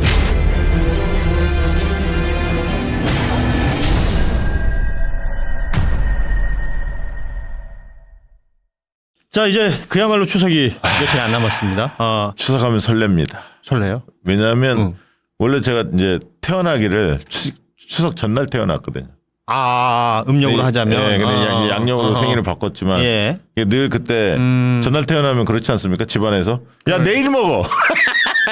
오늘 먹자. 음식 붙이고 있잖아. 그럼 내일 먹어. 그래서 제대로 생일상 못 받았다. 그런 분들이 있어요. 있죠. 뭐 명절에 태어나시거나 아니면 집안 제사가 있는 날 태어나시거나 이런 분들이 있는데 해석하게 생각하고요. 아무튼 민족의 대명절 추석을 앞두고 많은 분들이 이 선물에 대한 스트레스를 받으시는데 저희가 오늘 그 고민을 싹 털어드리기 위해서 이 제품. 야, 이거 끝내주는 제품인데. 오미베리 리치 골드. 저는 사실은 커피보다는 이런 음료를 더 좋아해서 사실 많이 먹어요. 요 사실. 병이 여기 지금 2개가 들어있는 선물 세트가 나와 있는 거거든요. 이 한 병이 1리터예요. 그러니까 2리터가 들어있는 선물 세트가 지금 저희가 판매하는 제품이 되는 건데 오미베리 리치 이 골드를 드셔보신 분들은 다 압니다. 그냥 오미자하고 달라요. 저도 먹어보긴 했는데 한 번 더 먹어보겠습니다. 저희가 지금 여기 보여드리려고 이렇게 들고 나왔는데 보통 일반 컵에 이렇게 얼음 좀 넣으시고요. 오미베리 1 그리고 물이나 탄산수 5 1대5로 희석해서 드시면 가장 맛있고 이상적이라고 합니다. 따라서 요 정도 일반적인 가정에서 쓰는 컵으로 치면 요 1리터짜리 한 병이면 거의 20잔에서 25잔 정도 나오거든요. 이제 제법 오래 드실 수가 있는 양이니까요. 그 양도 한번 체크해 보시면 좋겠고 저희가 직접 한번 이렇게 만들어서 먹으면서 그 맛도 좀 소개를 해드리고 이게 명절 선물이라는 게 거기서 거기 아닙니까 사실은. 근데 한 번씩 이렇게 새로운 선물 굉장히 의미 있을 것 같고요. 그리고 명절 때 이렇게 오미자가 좋은 이유는 뭐냐면요. 명절 때는 좀 느끼한 음식들을 많이 먹거든. 전 이런 걸 많이 먹고 송편 이런 걸 많이 먹기 때문에 깔끔한 게 필요해요. 오미자가 5가지 맛이라서 오미자죠. 이게 뭐 다들 뭐 단맛, 신맛 이런 것만 생각하시는데 여기 쓴맛도 있고 사실은 그 오미자 특유의 깔끔함이 있어요. 제가 아침인가에 이거를 회사에 있길래 물로 타 먹었는데 탄산수로 타 먹으니까 에이드죠, 에이드. 더 맛있다. 끝내준다, 끝내줘. 색깔도 얼마나 이뻐요. 좋다. 진짜 딱 그거다. 뭐 전이나 기름진 거 계속 드시고. 맞아요. 사실은 아침에도 느끼한 거 먹고 점심에도 그거 남았는데 안 먹을 거야 또 먹고 그러다 보면 뭐 깔끔한 거 생각나거든요. 올해는 많이 드시면 안 돼요. 의료 대란 때문에 그러니까. 혹시나 아프시면 안 되니까 적당히 드세요. 요새 많이들 얘기하시잖아요. 될 수 있으면 성묘도 가지 마라. 거기 벌 쏘이는 사고 같은 게 있을 수도 있는 거니까. 그렇다고 어떻게 안 가. 그러니까 가서라도 조심하셔라. 그렇죠. 그리고 먼 거리 이동하시다가 혹시 교통사고 걱정된다. 또 어르신들 또 음식 잘못 드셔가지고 배탈 나고 이러면 그것도 또 걱정인 거고. 맞습니다. 그러니까 과식하지 마시라는 얘기를 하고 있는 그런 시점이니까 네. 또 오미자가 깔끔하기도 하고 또 한번 먹으면 소화도 잘 되는 것 같고 기분 좋잖아요. 이런 선물 세트 어떠신지 한번 추천해 드리는데 지금 1리터짜리 요 한 병, 요 두 개가 들어있는 선물 세트가 이렇게 포장도 참 예쁘잖아요. 들고 다니기도 좋게끔. 네, 이렇게 딱. 선물하기 부담이 좀 덜할 것 같아. 가격도 아주 훌륭합니다. 적정하죠, 가격도. 가격이 지금 39,300원인데 박시영TV만을 위한 특별 이벤트. 지금 저희가 더보기에 구매 링크를 올려놨는데 이쪽으로 구매를 하시고 네. 배송 메시지에 박시영TV 적어주시면 네. 여기서 1,000원 할인 쿠폰도 함께 드리니까 네. 저렴하게 구입하실 수 있고요. 선물 요새 백화점 가서 보면 뭐 10만 원 밑으로는 찾아보기도 힘들어요. 맞아요. 그러니까 요 정도 뭐 4만 원도 안 되는 3만 원대의 선물로 충분히 마음 전하실 수 있고요. 이거 뭐 어르신들한테 드려도 괜찮고 아니면 이제 옆에 있는 친인척들한테 드려도 괜찮고 뭐 훨씬 부담 없이 선물을 해 주실 수 있겠습니다. 그 3대를 이어서 오미자를 만들어 온 국내 최고의 오미자 명가 효종원에서 만든 오미베리 리치골드 이번 추석에 고마운 마음을 한번 전해 보시면 좋겠습니다. 또 이제 추석 명절이 이제 코앞이라 배달이 빨리 안 될 수도 있지만 이거는 뭐 늘 두고두고 먹을 수 있는 제품이니까 오미자는 그러니까 추석 지나고도 배달돼도 예. 일상적으로 드실 수 있는 제품이니까 많이 구매해 주시면 좋을 것 같습니다. 맛있다. 네. 좋아. 자, 이거 그리고 참 따뜻하게도 드실 수 있어요. 그렇죠. 예, 그렇죠. 차로도 만들어 드실 수 있으니까 이것도 맞아요. 참고해 주시면 좋겠습니다. 네. 자, 고맙습니다. 오미베리 리치골드였습니다. 네. 네, 여러분 반갑습니다. 박시영TV 경제 만화방 시작합니다. 어서 오십시오. 안녕하세요. 자, 박시영TV 멤버십 여러분들과는 실시간 라이브로 함께하고 있고요. 또 우리 구독자 여러분들과는 금요일 저녁에 본방송으로 함께하고 있는 경제 만화방. 오늘도 여러분 보시다시피 제 왼쪽에 박신호 평론가, 예, 제 반갑습니다. 오른쪽에 하마, 이름 없는 하마. 박시영 대표 나오셨고 또 이광수 대표도 함께하고 계십니다. 네. 자, 지금 채팅창이 열려 있습니다. 이 박시영TV 멤버십 채팅창이 열려 있고요. 헬스초이님, 모닝켈리님, 오빠 나가나가님 지금 함께 해주고 계신데 시작을 했으니까요. 여러분 의견 또 뭐 하고 싶은 이야기, 질문 함께 채팅방에 올려주시면 고맙겠습니다. 자, 오늘은 저희 시작하기 직전에 네. 속보가 나와가지고 네. 요거부터 얘기를 좀 하고 가야 될 것 같아요. 큰 반전입니다. 도이치모터스 주가 조작 관련해서 저희가 계속해서 그 전주 역할했던 사람 손모 씨, 네. 오늘 어떻게 되느냐에 따라서 김건희 여사한테 이 영향을 미치느냐 아느냐 그 얘기 많이 했었잖아요. 맞습니다. 결과가 지금 나온 것 같아요. 네. 방조 혐의가 인정이 됐습니다. 네. 그러니까 도이치모터 사건을 좀 어려워하시는 분들이 많죠. 수법이 어떻고 얼마에 33,000을 때려야 되고 어렵잖아요. 네. 그건 모르셔도 됩니다. 일단은요. 근데 지금 일당이 대충 7명이에요. 기소된 사람들이 7명인데 권오수 회장 포함해서요. 예. 그 사람들이 지금 2심을 오늘 선고받은 거예요. 2심이죠. 2심. 예, 이렇게까지 왔어요. 왔는데 2심 올 동안 김건희 여사는 황제 소환 조사 받은 동 마는 동 하는 거 한 번 빼고는 여태까지 소환도 안 되고 기소 여부 검토도 안 되고 있는 중이었습니다. 자, 그런데 그럼 나머지 사람들은 그냥 그것대로 보면 되는데 주범들이 징역 3년을 받았는데 4년으로 올라가는 동 2년으로 감형이 되는 동 이게 중요한 게 아니에요. 근데 오늘 재판에서의 관전 포인트가 뭐였는지를 말씀드리면 1심에서 그 일당 중에 손모 씨라고 있습니다. 네. 이 사람이 1심에서 무죄를 받아요. 왜 무죄를 받았냐면 공동 정범으로 기소가 됩니다. 네. 공동 정범 이게 뭔데? 약간만 좀 설명을 드릴게요. 관계된 단독 범행이 아닌 모든 사람들 앞에는 다 공동이 붙습니다. 공동이 붙어요. 근데 우리가 말하는 약간 비전문 용어긴 한데 주범 있잖아요. 주범. 네. 네. 처음부터 같이 모의하고 같이 실행하고 행위 분담과 의사 분담까지 다 있는 사람들을 주범이라고 하잖아요. 네. 요거를 정범이라고 합니다. 법적으로는. 그러니까 실제로 물건을 훔친 사람. 그러니까 공동행위를 한 사람 중에서 주범급들은 다 정범이라고 해요. 그다음에 정범이 아닌 그래서 망본 애들 요런 거를 방조범 또는 야, 너 저 집 가서 물건 좀 훔쳐봐. 이렇게 부추긴 사람들. 요걸 교사범이라고 그래요. 예. 이 사람들도 공범이에요. 근데 이제 공동 정범과 구별해서 종범이라고 합니다. 주종 관계할 때 종범. 예. 그런데 1심에서 이 손모 씨가 공동 정범으로 기소가 됐는데 무죄가 돼요. 무죄가 된 논리를 저는 전혀 인정하지 않습니다. 개인적으로는. 이거 완전히 공동 정범이에요. 정범급으로 판단돼도 문제가 없는데 일단 무죄가 돼요. 무죄가 된 이유가 이거예요. 이 사람은 보니까 자기 계좌로 매매를 했네. 예, 자기 예, 계좌. 예. 계좌가 동원됐네. 그런데 아까 얘기한 뭐 권오수 이런 사람들하고 막 적극적으로 모의 내통 공동 실행한 것까지는 조금 아리까리해. 요렇게 돼서 판사가 볼 때는 야, 공동 정범으로 기소한 건 조금 오바야. 아, 이렇게 정범 정도지. 그렇게 해서 무죄가 딱 돼요. 그래서 이제 2심으로 넘어옵니다. 근데 이 1심이 끝나고 나서 네. 이게 중요합니다. 김건희 씨가 요렇게 얘기하죠. 나는 내 계좌가 저쪽에게 활용당한 사람이야. 그렇지. 나는 내 계좌를 좀 잘 굴려준다고 해서 그냥 맡겼을 뿐인데 나는 모르는 상황에서 쟤네들이 내 계좌를 가지고 주가 조작을 했는지 뭔지 난 모르겠고 그래서 나는 계좌를 활용당한 피해자야. 계좌를 활용당해서 23억이 피해자인데 23억이 떨어졌네. 이익을 당한 거죠. 그렇죠. 그 나도 좀 정도니까 그 정도 나온 거야. 내가 마음만 먹었으면 공이 2개부터 이랬을 거야. 김건희 나도 마음에는. 활용 좀 당한 피해자 되고 싶네. 네. 23억 좀 그 정도면- 이익 당해보게. 그 정도면 요새 로또 1등이에요. 그렇습니다. 근데 김건희 씨가 1심 끝나고 그 논리를 핍니다. 자, 그러면서 이런 얘기를 해요. 자, 봐라. 내가 한 행위는 손모 씨하고 유사하지 않냐. 나 계좌도 그냥 활용 당했을 뿐이고 내가 공범들하고 직접 내통했다는 증거 있어? 없지. 근데 이 사람 어떻게 됐어? 무죄 났지? 나도 그러니까 무죄야. 라는 논리가 그때부터 나옵니다. 자, 그래서 사실은 손모 씨의 판단이 중요합니다. 근데 이제 손모 씨를 이제 2심에 넘어갔을 때 검찰이 이렇게 얘기해요. 또 공동 정범으로 기소합니다. 그러면서 이게 계속 무죄가 될 가능성이 있잖아요. 네. 어쨌건 1심에서 입증이 실패했기 때문에 그러면서 슬쩍 근데 이 사람이 내용을 좀 알기는 알 것 같고 등등등등 얘기를 흩뿌리니까 판사가 이렇게 얘기하죠. 야, 변호사 검사 다 들어와 봐. 그러면서 지금 너 방조범 주장하는 거야? 공동정범 주장하는 거야? 스리슬쩍 알았다는 식으로 이야기 자꾸 할 거야? 그럼 내가 어떻게 판단해? 공소장을 변경하든가 그러면 이렇게 해서 판사가 힌트를 줍니다. 예. 공소장 변경해 이렇게 힌트를 주는 거예요.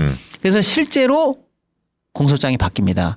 예비로 방조가 들어가요. 예비로. 예. 그러니까 주범으로 공동 정범으로 인정해 주시든가요. 아니면 방조범으로라도 저희는 기소합니다. 이 공소장이 그래서 중요해. 너무 중요하죠. 판사는 공소장대로 판단. 그겁니다. 공소장 기초에서 판단하는 바로 거거든. 그겁니다. 근데 이제 이게 약간 좀 미스테리긴 해요. 예. 어쨌거나 왜냐하면 진짜로 방조범조차도 기소를 안 했으면 무죄돼요. 따지지를 못하는 거잖아요. 무죄될 가능성이 예. 있습니다. 그런데 검찰이 그럼 왜 방조까지는 받아들였느냐를 놓고 좀 미스테리하긴 합니다. 뭐 마지막 양심이냐. 마지막 양심이냐부터 시작해서 좀 있긴 있습니다만 어쨌거나 하고 싶은데 사실은 판사 보고 때려주니까 그걸 가지고 이제 상부에 보고할 때는 판사 재판부 요청이라서 어쩔 수가 없습니다. 이렇게 핑계를 댔다는 설도 있고 어쨌거나 그렇게 됐습니다. 예, 공소장이 들어갔어요. 그렇습니다. 예. 근데 이제 이 판단이 왜 중요하냐면 이제 100번 1000번 양보해서 김건희 씨 주장까지 이 말이 된다 쳐볼게요. 나는 그냥 활용당했을 뿐이야라고 얘기를 해도 이제 그와 유사한 행위 양태를 가진 사람이 적어도 방조 행위로라도 유죄를 받는다면 이제 김건희 씨가 봐 손모 씨 무죄 받는 거 봤지 1심에서 끝나고 이런 얘기할 때 이제는 우리가 안 통하죠. 거꾸로 얘기할 수 있는 거죠. 안 통하죠. 봤지? 당신하고 비슷한 행위 태양을 보인 사람이 유죄 받는 거 봤지? 네. 적어도 방조로라도 되는 거 봤지? 이렇게 얘기할 수 있는 아주 중요한 포인트가 생겼던 거예요. 일단 박수 한번 칩시다 이거. 네. 기쁜 거잖아. 일단 기쁜 거야. 예. 박수를 치고 지금 뭐 생각하시는 분들 많겠지만 왜냐하면 이 네. 판결을 그렇게 중요하게 봤던 이유가 굉장히 단순해져 버리잖아요. 이렇게 되면. 똑같은 혐의를 갖고 있었던 사람이. 예. 그러니까 여기서 이 두 사람 손모 씨와 김건희 씨의 차이는 하나밖에 없어요. 네. 수사를 꾸준히 받아왔느냐 재판을 꾸준히 받아왔느냐와 한 번 그냥 출장 조사했던 게 다냐. 이거 말고는 본인 스스로가 나는 손모 씨랑 비슷한 정황이기 때문에 봐라 1심에서 무죄였지라고 주장한 바가 있으니까 그러면 손모 씨가 유죄가 되면 네. 김건희 씨가 갖고 있는 이 모든 혐의들에 대해서도 재판이 진행된다면 이게 유죄가 될 가능성이 높아지는 거 아니에요? 근데 이제 김건희 씨는 지금 이 재판 결과를 딱 받으면서 어떤 생각을 했을까? 저는 최근에 마포대교 가서 그 순찰하는 거 있잖아요. 네. 뭐 시찰하잖아, 시찰. 네네. 밤에 딱 그거 원래 대통령이 하는 거잖아. 전형적인 정치인 코스프레를 해버렸더만요. 아니 그것도 일반 예. 정치인이 하는 게 보통 그런 건 대통령이 하는 거야. 예. 그러니까 김건희 머릿속에는 나도 대통령이다 라는 생각이 딱 있는 거야. 예. 그러면 대통령은 소출을 당하지 않잖아. 네. 야 그거 그냥 뭉개. 예. 나 소출 안 당해. 예. 이런 마인드를 자기가 계속 생각하고 있을 거야. 그렇죠. 어. 근데 이제 그럼 여기서 대충 끝났네? 이렇게 벌려지는 아니에요. 이제 중요한 것은 그나마 손모 씨가 완전 무죄되는 것보다야 2만 배 더 상황은 좋아졌고 김건희를 코너로 몰았다는 건 그렇지. 맞는데 예. 우리가 명품백 디올백 사건에서 봤잖아요. 전 국민이 영상을 봤는데도 불구하고 국가 기록물이네 이제는 뭐 감사의 선물이네 이런 말도 안 되는 해괴한 변명으로 어쨌거나 사건이 털어지고 있잖아요. 이제 다음 단계로 가는 거죠. 더 코너에 몰렸는데 네. 이제 검찰이 이걸 어떻게 할지가 이제 문제입니다. 이젠 기소하지 않을 수 없는 상황까지 가고 그렇지, 있는데 그렇지. 예. 그래서 결국 기소까지 조사와 기소까지 갈 것인지 아니면 명품백 사건에서 보듯이 기기회 진짜 기상천외한 얘기를 하면서 또 봐줄 건지가 문제인데 이 정도 나오면 특검 거부 명분이 없는 바로 거잖아요. 그겁니다. 이제 왜 우리가 더 중요하냐면 이제는 빼도 박도 못하는 상황으로 전 네. 국민의 여론이 몰아져 가야 되는 거고요. 더 중요한 국면으로 들어갑니다. 오늘 판결 나오잖아요. 네. 그럼 이제 판결문 도달 후부터 검찰이 상고를 일주일 안에 결정해야 돼요. 근데 중요한 거는 지금까지 김건희 여사가 소환도 안 되고 기소도 안 됐는데 공범자들이나 관련자들 사건이 진행 중이잖아요. 네. 그래서 동시에 사실은 공소시효가 멈추고 있습니다. 그런데 오늘 사건이 끝나고 판결문이 도달하고 나서 일주일 안에 만약에 검찰이 상고를 안 한다. 그러면 공소시효 진행됩니다. 그러면 1년 2개월인가 밖에 안 남아요. 그건 탄핵되지 않는 한 임기 내에 공소시효 끝나요. 그러니까 이제는 국민들이 코너로 더 몰아서 이래도 수사 안 할래 이래도 기소 안 할래 라고 몰지 않고 상황이 아무리 안 좋은 상황으로 가더라도 명품백 사건에서 본 것처럼 1년만 버티면 그냥 저절로 공소시효 도과로 끝난다. 그러면 예. 이번 추석 밥상은 김건희 동무대네. 이제 오늘 이거 나왔잖아. 그러니까 우리는 금요일날 이게 오픈되니까 네. 업로드되니까 이제 목요일날 어제 나온 거 아니에요. 네. 시점으로 보면 어제 나왔고 오늘은 또 네. 오늘 내일 사이는 또 다른 공천 개입 의혹 뭐 이런 게 또 터질 수도 있잖아요. 그렇죠. 뭐 텔레그램 같은 게 오픈될 수도 있는 거고. 그럼 완전히 김건희가 밥상 추석 밥상 동무대를 차지하는 거 아닙니까? 그렇죠. 예. 아 제발 그렇게 되기를. 예. 빼도 그 박도 몰아가야 됩니다. 주식하는 사람들한테 이런 얘기들을 서로 하거든요. 예를 들어서 막 깡통 계좌 생기고 그러니까 대부분 또 증권사가 여의도에 있잖아요. 네. 그래서 애널리스트나 펀드 매니저들이 막 시장 안 좋고 그러면 야 마포대교나 가자. 아. 그래서 왜 마포대교 갔지? 그냥 우스갯소리로 제가. 네. 지금 이제 많은 분들이 들어왔어요. 자, 최보호님 들어오셨고 투어이브님 오늘도 함께 해주고 계시고요. 릴리님도 들어오셨네요. 고맙습니다. 네. 그리고 모닝켈리님이 김건희는 정범인가요, 종범인가요? 아 이게 지금 사실 중요한데 아까 그 손모 씨도 검찰이 처음에 공동 정범으로 기소했잖아요. 그러니까요. 이유가 있어요. 내통이 전혀 없었던 게 아니에요. 쉽게 말하면 그 사람도 자기 계좌로 매매했습니다만 이 모든 상황을 다 알고 있는 사람이거든요. 그래서 근데 이 사람은 심지어 손해를 봤어요. 그래서 이렇게 얘기해요. 그 같은 공범들한테 나 이제 뺀다. 더 이상 못 찾겠다. 그랬더니 그 사람들이 이렇게 얘기해요. 야 지금 한참 올라가고 우리 조정해야 되는데 네가 이거 빼면 안 되지. 그런데 그 사람이 이렇게 얘기해요. 나 지금 떨어져가지고 반대매매 당하게 생겼어. 그러니까 반대매매 당하지 않도록 나머지 공범들이 돈을 마련해서 줘요. 예. 그래서 결국에는 증거금 내가지고 반대매매 안 당해요. 이 정도까지 내통한 사람 보고 이 작전을 몰랐다라고 얘기하는 게 말도 안 되는 거죠. 그렇죠. 근데 이렇게까지 관여한 거는 김건희 여사가 관여한 거에 비하면 세 발의 핍니다. 아. 김건희 여사는 어떤 날은요. 그날 도이치모터스 거래량 반이 김건희 계좌에서 나와요. 그리고 주문 냈어요? 받았어요? 라는 녹취. 그렇죠. 직접 녹음한 거 다 나왔어요. 예. 그 기록은 남을 수밖에 없는 거니까. 그렇죠. 예. 그걸 또 이렇게 전화로 해가지고. 그리고 이 사람은 손해봤는데 23억. 여기는 23억을 벌었어요. 그러니 뭐 예, 점점 빼박 상황으로 가고 있다. 그러니까 예. 이제 뭐 뉴스를 이렇게 피상적으로만 보면 네. 특검 그 얘기가 계속 나오는데 특검의 그 명분 같은 것들에 네. 대한 얘기들을 많이 했었는데 오늘 이 도이치모터스 주가 조작 2심 이 결론은 굉장히 중요한 부분으로 맞습니다. 사용이 될 수 있을 것이다. 네. 그리고 뭐 지금까지는 저희가 속보 내용들만 보고 좀 전해드린 내용인데 분명히 그러니까 본방송 보고 계신 분들은 금요일 방송일 테니까 목요일 저녁 방송부터 시작해서 이 내용이 아주 주되게 다뤄질 그렇습니다. 거란 말이죠. 오늘 예. 저기 우리도 목요일날 저녁에 이제 서초동 카페 거기에서 현장에 네. 다녀왔던 김태현 기자 전화 인터뷰가 준비돼 있습니다. 그렇군요. 예, 박시영 TV와 함께 하시면 됩니다. 예. 예. 그러니까 이게 지금 금요일 방송이라서 어제 방송인데 예고하는 게 의미가 있어요. 그러네. 자, 도이치모터스 2심 결과 가지고 나오는 뉴스들 저희가 또 정리되는 대로 더 많은 양들이 있으면 좀 방송을 다시 한번 해보도록 하고 네. 그리고 이제 경제 이슈들 중에 뭐 우리 경제의 뇌관 그러면서 가계대출 얘기 굉장히 많이 하잖아요. 네. 그리고 이게 가계대출에 있어서 뭐 안 좋은 부분이 있거나 부정한 부분이 있거나 이러면 금융감독원에서 이걸 감독을 해야 되는데 지금 네. 금융감독원장이 한마디씩 툭툭 하는 것들 때문에 대출 시장이 혼란스러워진다. 이복현. 그렇죠. 지금 제가 지금 뭐 이 경제 관련해서 뭐 평론도 하고 뭐 아무튼 현업에서 활동하면서 이렇게 엉망진창인 대혼란은 처음 봅니다, 저는. 아, 그래요? 네, 지금 그 최근 한 2, 3주에 진짜 큰일이 많았는데요. 예. 네. 간단하게 소개해 드리면요. 그 가계대출이 심각하다 전문가들이 많이 얘기를 합니다. 근데 예를 들면 월별로 한 뭐 4조, 5조 이렇게 늘어난 적이 계속 있어요. 근데 연초부터 계속 심각하다고 그랬는데 눈 하나 꼼짝 안 했죠. 근데 아유 그래 총선 때까지는 뭐 늘리려나 보다. 한번 참아줬어요. 총선 지나고 이제 좀 잡아라 하는데 또 안 잡아요. 뭐 집값 올리려고 그러나 뭐 그런 얘기 많이 했었어요. 그렇죠. 근데 100번 1000번 양보해도 공식화된 수치는 아닌데 사실은 가계대출이 늘어나는 건 문제가 많죠. 그런데 어쨌거나 경제 규모도 늘긴 늘 거 아닙니까? 네. 그러니까 경제가 늘어나는 만큼 빚이 늘어나는 정도까지는 그래도 버틸 만한 거 아니야? 이런 식의 비공식으로 관리하는 수치가 4조 5조입니다. 그러니까 사실은 많은 가계대출이 줄어야죠. 근데 네. 줄어야 됨에도 불구하고 그 정도까지 들어가는 건 냅둬 이런 어떤 마지노선이 그 정도니까 참아준 거예요. 이 시장에서도 네. 저희 같은 사람들. 근데 문제는 뭐냐? 8월 말 기준으로 네. 8월 달에는 9조 8천억이 늘었어요. 그러니까 가계 부채 예. 순수하게 증가된 것만. 그렇습니다. 그러니까 그동안에 늘었던 월별 대출도 문제가 많다고 한 거에 했는데 이거는 그 2배 이상이고요. 압도적으로 늘어버렸죠. 역대 최대치입니다. 근데 우리는 8월 말이 끝나고 나서 그걸 알았지만 당국은 실시간으로 알잖아요. 그렇죠. 그러니까 큰일 났네라는 걸 아는 거예요. 자, 그러자 이제 문제가 생기죠. 요게 이제 문제입니다. 그러면 가계대출에 관해서 종합적이면서 좀 체계적인 질서 있는 대책이 나와야 되는 게 정상인데 이렇게 나온 거죠. 이복현 원장이 이런 얘기를 합니다. 가계대출 악화 심각, 대출 규모 확대 심각해, 조치해 이렇게 얘기합니다. 그러자 은행들이 이렇게 얘기해요.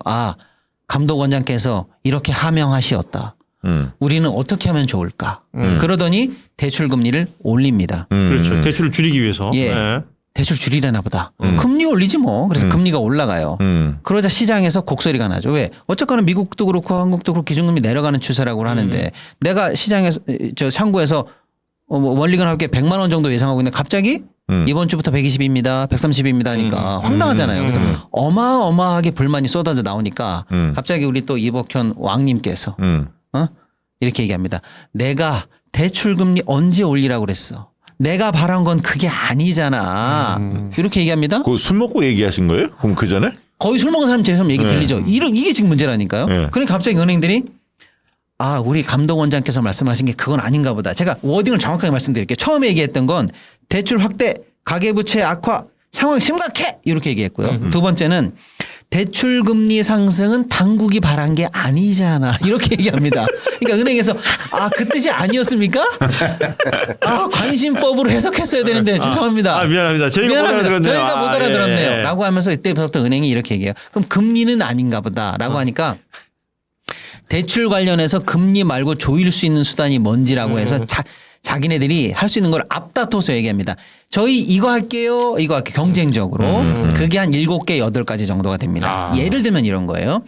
대출 원리금 주담대, 원리금 만기를 40년으로 현재 운영하고 있습니다. 보통. 그러면 요거를 30년으로 줄이겠다는 거예요. 그러면 원리금 합계 40년으로 했을 때 내가 한 달에 부담하는 금액이 예를 들면 100만 원인데 이걸 30년으로 줄이면 확 늘어나지. 한 140만 원 될 거 아니에요. 그렇죠. 그럼 내 부담이 커지니까 그럼 나 대출 못 받겠다라고 해서 스스로 대출을 물러내든지 아니면 140을 놓고 DSR을 계산해 보니까 당신은 대출을 감당이 안 됩니다. 그래서 탈락되든지 이렇게 해서 대출을 줄여가겠다는 거예요. 그러니까 이런 대책들을 하겠다는 거예요. 근데 이게 웃겨버리는 게 방금 말씀하신 주담대 만기 제한 30년짜리를 국민은행, 신한은행, 우리은행은 저희가 요거 하겠습니다라고 손을 들어요. 네. 근데 하나은행하고 농협은 우리는 안 할 건데요. 이렇게 되는 거예요. 그러니까 이런 대책들이 한 7, 8개가 됩니다. 유주택자 주담대 제한. 맞아요. 조건부 전세대출 제한. 이런 게 많아요. 무주택자 전세대학금 무주택자로 제한. 뭐 이런 것들이 많은데 이거를 어떤 은행은 감독원에 잘 보이시면 저희 할게요. 어떤 은행은 우린 요거 안 할 건데 이런 일이 벌어집니다. 네. 자, 그러니까 소비자분들이 일단은 내가 내 자금 스케줄에 맞춰서 어쨌거나 대출을 받겠다는 의지가 생겼는데 엊그제까지 되던 게 오늘 갔더니 A은행에서 안 된다는 거야. 얼마나 당황스러워요. 근데 웃기는 게 뭐냐면 여은행 갔더니 우리은행에서 퇴짜 받고 오셨죠? 저희는 해드립니다. 이렇게 되는 거예요. 그렇게 되겠네. 그러니까 이게 무슨 일이 생기느냐. 소비자들을 자기들이 대출되는 곳으로 찾아다니게 만들면서 출구를 스스로 찾게 만들면서 대출 난민으로 만든 거예요. 그러네. 예. 그러니까 뚜껑 열려버리죠. 안 되는 것도 아닌데 알고 봤더니 되는 건데 도대체 우리를 왜 이렇게 힘들게 하는 거야? 다시 난리가 난 거예요. 그러니까 어마어마하게 반발이 났고 특히 둔촌주공에서 또 난리가 납니다. 특히 아까 얘기한 조건부 전세자금 대출 같은 것들이 둔촌주공이 직격탄을 줘버려요. 한 3천 세대가 요거를 통해서 잔금을 해결하려고 그러는데 갑자기 안 된다고 그러더라고요. 난리가 난 거예요. 둔촌주공에서. 이런 식으로 난리가 나니까 또 이제 우리 이복현 감독원장께서 한마디 더 합니다. 실수요자 불편을 없게 하라. 뭡니까 이게? 그러니까 잘 보세요. 대출 확대 가계부채 악화 심각해 한마디 했다가 금리 상승은 당국이 바라는 게 아니야라고 했다가 이제는 실수요자 불편 없게 하라고 그랬지. 그 어쩌라는 거예요? 그러니까 은행에서도 난리가 난 거예요. 그건 아닌가 봐. 그럼 어떻게 신용대출을 줄여볼까? 또 이러니까 갑자기 감독님이 또 한마디 더 합니다. 풍선 효과는 안 된다고 했지. 또 이래요. 난리가 난 겁니다. 자, 이게 이 사태가 어떤 문제냐면요. 우리나라 대출 규모가 이만하다고 해볼게요. 그럼 이걸 줄이려면 동그란 수박만한 공이 참외만한 공으로 줄면 대출이 주는 거예요. 근데 이렇게 대책을 낸 게 아니고 요건 그대로 놓고 요 안에 구멍만 뻥 뚫어서 요 대출 하지 마. 요 대출 하지 마. 요렇게 걷어내면 대출 총량이 주는 것처럼 보이지만 사실 그 구멍을 피해서 다른 데로 다 할 수 있게 만들어놨죠. 그렇죠. 결국 정책 효과가 없게 돼요. 효과는 없고 시장은 혼란스럽고 실수요자들은 뚜껑 열려버리고. 그렇지. 자, 둘째. 정말로 대출을 줄이고 싶었으면 우리 이광수 대표님 1년 내내 얘기했잖아요. 너네 정책 대출부터 줄여. 그렇지. 올해 늘어난 주담대가 32조 중에서 22조가 정부 대출이에요. 그러니까 햇살론, 그렇죠. 햇살론, 신생아, 특례 뭐 이런 것들. 그건 안 줄이고 은행한테 지금 내 말을 들어라. 관심법으로 해서. 이런 게 됩니까? 거의 매달 나왔거든요. 안 되죠. 정책기금 대출 내용이. 네. 그리고 그걸 나라에서 적극적으로 홍보했었고 뭐 이런 얘기 좀 그랬지만 KBS 1 뉴스를 보면 제일 앞에 나옵니다. 이런 일이 계속 반복이 됐는데 그 특례 대출이 나왔다라는 얘기 나오고 나서 한 3, 4꼭지 뒤에 이복현 원장이 등장합니다. 내가 말한 건 그게 아니었다. 그러니까 하루에도 헷갈리는 거예요. 하루에도. 정부가 먼저 할 수 있고 전국적으로 통일된 규제책을 낼 수도 있는데 이건 통일 규제책도 아니고 정부가 먼저 할 수 있는 얘기는 안 하고 시장 보고 뭐라고 하고. 야, 그러면 지난번에 한국은행이 금리 동결을 했잖아요. 이 고민이 깊어지겠는데. 아니요. 이게 지금 세 번째 문제가 우리 박시영 대표님 지금 제가 얘기하려고 했던 가장 중요한 포인트입니다. 보세요. 다음 주에 미국 기준금리 내려갑니다. 네. 그럼 다음 달에 한국은행 금리 내릴 수도 있겠죠? 예. 보세요. 근데 기준금리가 우리가 3.5인데 미국 내려가는데 왜 못 내려? 그랬더니 직감 때문에 못 내려 이랬잖아요. 그렇죠. 어쨌거나 기준금리 3.5인데 현재 시중금리는 3% 초반대예요. 심할 때는 0.5까지 벌어진 적이 있어요. 내릴 줄 알고 시중금리가 먼저 반응을 해가지고 확 낮아진 상황이거든요. 근데 아까 이복현이 뭐라고 하는 바람에 대출금리는 올라갔죠. 기준금리, 실제 시중금리, 대출금리가 세 개가 지금 따로 놀고 있어요. 이런 거는 제가 잘 본 적이 없어요. 뭐냐면 금리를 통해서 시중의 유동성이라든지 내수경기라든지 이런 거를 관리해야 되잖아요. 가장 강력한 경제적으로 보면 큰 카드거든요. 네. 근데 지금 이 카드를 쓰려고 봤는데 이게 지금 중구난방이 되도록 만든 거예요. 관리를 한 게 아니라 그 왜 저런 거 있잖아요. 어떤 칵테일 같은 거 보면 예쁘게 색깔 만들려고 그 밀도가 다르게 해가지고 위에는 파란색, 빨간색, 밑에는 뭐 무지개죽, 오색죽 이렇게 만들잖아. 근데 이렇게 만들려고 서로가 노력하고 있는데 금융감독원장이 딱 잡고 흔들어. 그렇죠. 쉐킷 해버린 거예요 지금. 그래서 그렇게 된 거예요. 그래서 지금 금리 관련한 정책이 앞으로 어떻게 되든지 간에 이거 제대로 작동할 수 있을까라는 그런 위기까지도 현재 불러일으킨 대혼란이 벌어졌어요. 금감원장이 그런 사람이 있었어요? 없었죠. 에이. 이렇게 아마추어적이면서 무식하고 즉흥적으로 얘기했다가 하는 사람이 어디 있습니까? 원래 그러면 만약 금감원장이 이렇게 시장을 혼란스럽게 만들어 버려. 예. 그러면 누군가 그 사람을 견제하거나 질책할 수 있는 사람은 누구예요? 금감원장이 지금 관심이 그런 부분에 있는 사람이 아니야. 그럼 어디 있어? 윤석열 대통령이 왜 이복현을 금융감독원장으로 임명했냐고. 그러니까 돌리지 말고 정확하게 얘기해봐요. 어디에 아니, 관심이 있냐고. 관심 있는 분야 있잖아. 그 사람들이 관심 있는 분야 돈을 불려야 할 거 아니야. 네. 주가 조작이라든지 저기 산부 체크라든지 이런 것들은 잘 좀 넘어가지고 대건이라든가 그렇죠. 예. 딴 데 관심 있다고 이 사람아. 아유, 그랬어요?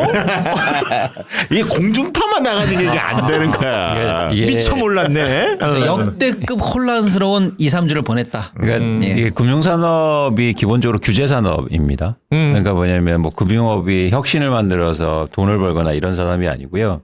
정책과 규제에 따라서 은행이라든지 증권사들이 돈을 벌어요. 그러니까 돈의 물줄기를 이렇게 만들어 가는 거잖아요. 그렇죠. 그래서 어디로 그 흐르는가. 물줄기를 결국에 만드는 건 정책이란 말이에요. 네. 그래서 은행들은 계속 위에만 보고 있는 거예요.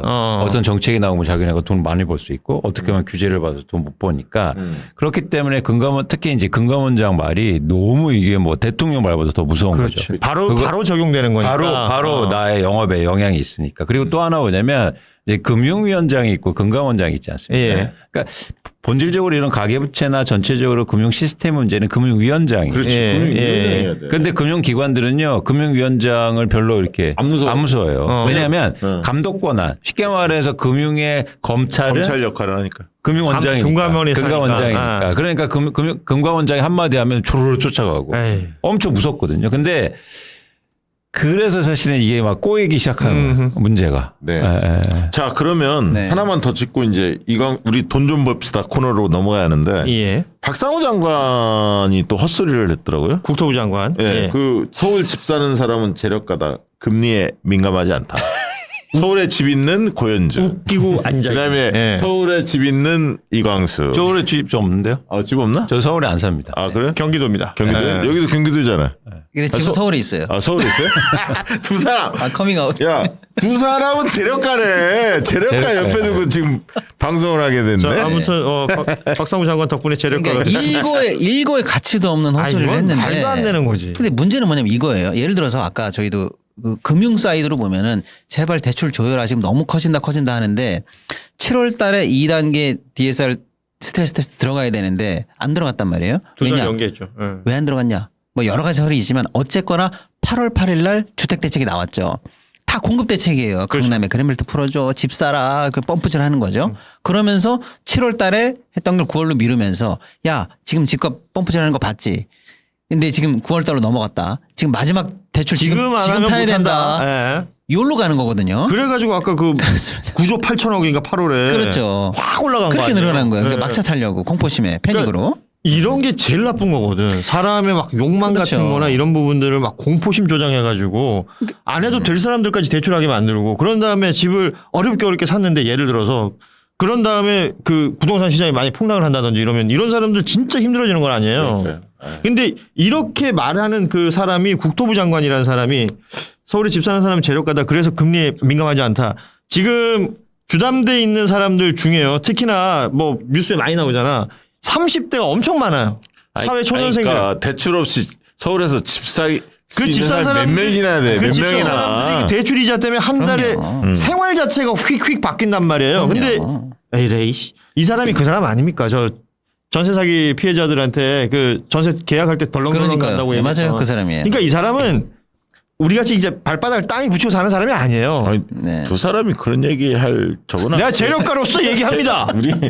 저 경기도에 사는 사람들은 말이죠. 이거 안 된 사람들 이거 참. 그러니까 보세요. 대출 줄여야 되는데 갑자기 8월 8일 날 공급 대책 나오고 규제책이 안 나왔죠. 그러니까 대출 뻥 늘어가지고 이제서라도 감독원장은 또 대출 줄인다고 아무튼 그 혼란상을 보여냈는데 이틀 전에 결국에 너무 시장이 혼란스러웠고 막 지금 민심이 폭발하게 생겼으니까 천하 이복현이 죄송합니다. 이거 사과를 했어요. 네. 같은 날 인터뷰를 합니다. 국토부 장관. 뭐라고 하는지 아세요? 아직 집값이 괜찮대. 그리고 나서 오늘 또 한 소리 또 하는 거예요. 서울에 집 사는 사람들 금리에 상관없습니다. 이게 뭐냐면 우리가 이 사람이 짜증나고 안 짜증나고는 둘째 치더라도 집값 관련한 주무장관과 그 집 때문에 생기는 가계들을 잡는 부서와 아직도 오늘 이 시간도 둘이 다른 얘기를 하고 있어요. 이런 정보는 내가 보다 처음 봅니다. 이복현 라인하고 예. 박상우 라인이 다른 거야? 우리가 지금 대통령이 2명이잖아. 아, 그렇구나. 이게 정리가 안 돼 있구나. 그러네. 핵심은 그거라니까. 불충하네. 뭘 불충해? 난 나라에 충성해. 이 사람아 정권에 충성하지 않을 뿐이야. 아니야, 불충이다. 대한민국 세력. 불충이야. 그거 맞아. 불충이야. 대통령은 한 명인데. 대통령은 한 명이지. 맞아? 김건희야? 그렇지. 대통령 한 명입니다. 예, 대통령이 한 명이에요. 그러니까 이 그 정책- 유명한 말 예. 있잖아요. 저 사람에 충성하지 않습니다. 그 비슷했어. 유명한 말이 있잖아요. 그러니까 예. 아직도 이 정부가 정신 못 차리고 예. 이 주무부서들이 이런 식으로 정책 혼선을 빚고 있는 이 상황. 그러니까. 진짜 무능과 무책임 그걸 그대로 보여주죠. 야, 예. 이복현 힘 많이 빠졌네. 그러니까 느낌이 그거네. 자, 네. 이제 이광수 대표와 그렇죠. 함께 항상 이 경제만화방은 보시면 알겠지만 시동 타임이 있고요. 갑자기. 후반에 이제 광수 타임이 있습니다. 네. 지금 이광수 대표 나왔는데 왜 한 카드도 안 주지? 이런 생각하시는 분들이 있을 거예요. 이제 적으세요. 네. 돈 되는 얘기 들어갑니다. 지금부터 여러분 네. 약간 좀 세상은 정돈을 하는 시간을 갖도록 하겠습니다. 예. 세상 어렵고 저희가 힘들지만 또 정신 또 차리고 또 돈 얘기를 또 해야 되고 저희의 목적은 어쨌든 투자 잘해보자 뭐 이런 것도 사실은 굉장히 중요하기 때문에 계속 얘기를 그동안 또 하고 있습니다. 최근에 사실은 이제 리츠 얘기를 해드리고 있어요. 그렇죠. 그래서 예. 오늘도 이제 리츠 얘기를 해드릴 건데 저희가 왜 리츠를 얘기 드리냐면 그러니까 두 가지 측면인데 기본적으로 자산을 형성하기에 굉장히 좋은 자산이다. 그러니까 측면이고 두 번째는 뭐냐면 향후로 저희가 어떤 변화되는 금융시장 환경 그리고 경제 상황 하에서 리츠가 굉장히 좋은 투자가 될 수 있다고 좀 판단해요. 그게 뭐냐면 대표적으로 금리 인하가 이제 현실화 되잖아요. 그러면 분명히 리츠가 주목받을 수 있다고 이제 판단하는 거죠. 예. 그런 차원에서 리츠 얘기를 계속 드립니다. 사실 실제로 저희 박시영 TV 스텝 중에 한 분이 네. 우리 이광수 대표의 방송을 1회 보자마자 네. 바로 샀죠. 샀는데 오늘 아침 벌써 여기 와서 자랑을 얼마나 했는지 300만 원 정도치를 샀는데 네. 한 달 만에 네. 3만 원? 그러니까 그건 배당을 받은 거고 매달 나오는 배당을 받은 거고 그리고 주가도 올랐다. 그렇죠.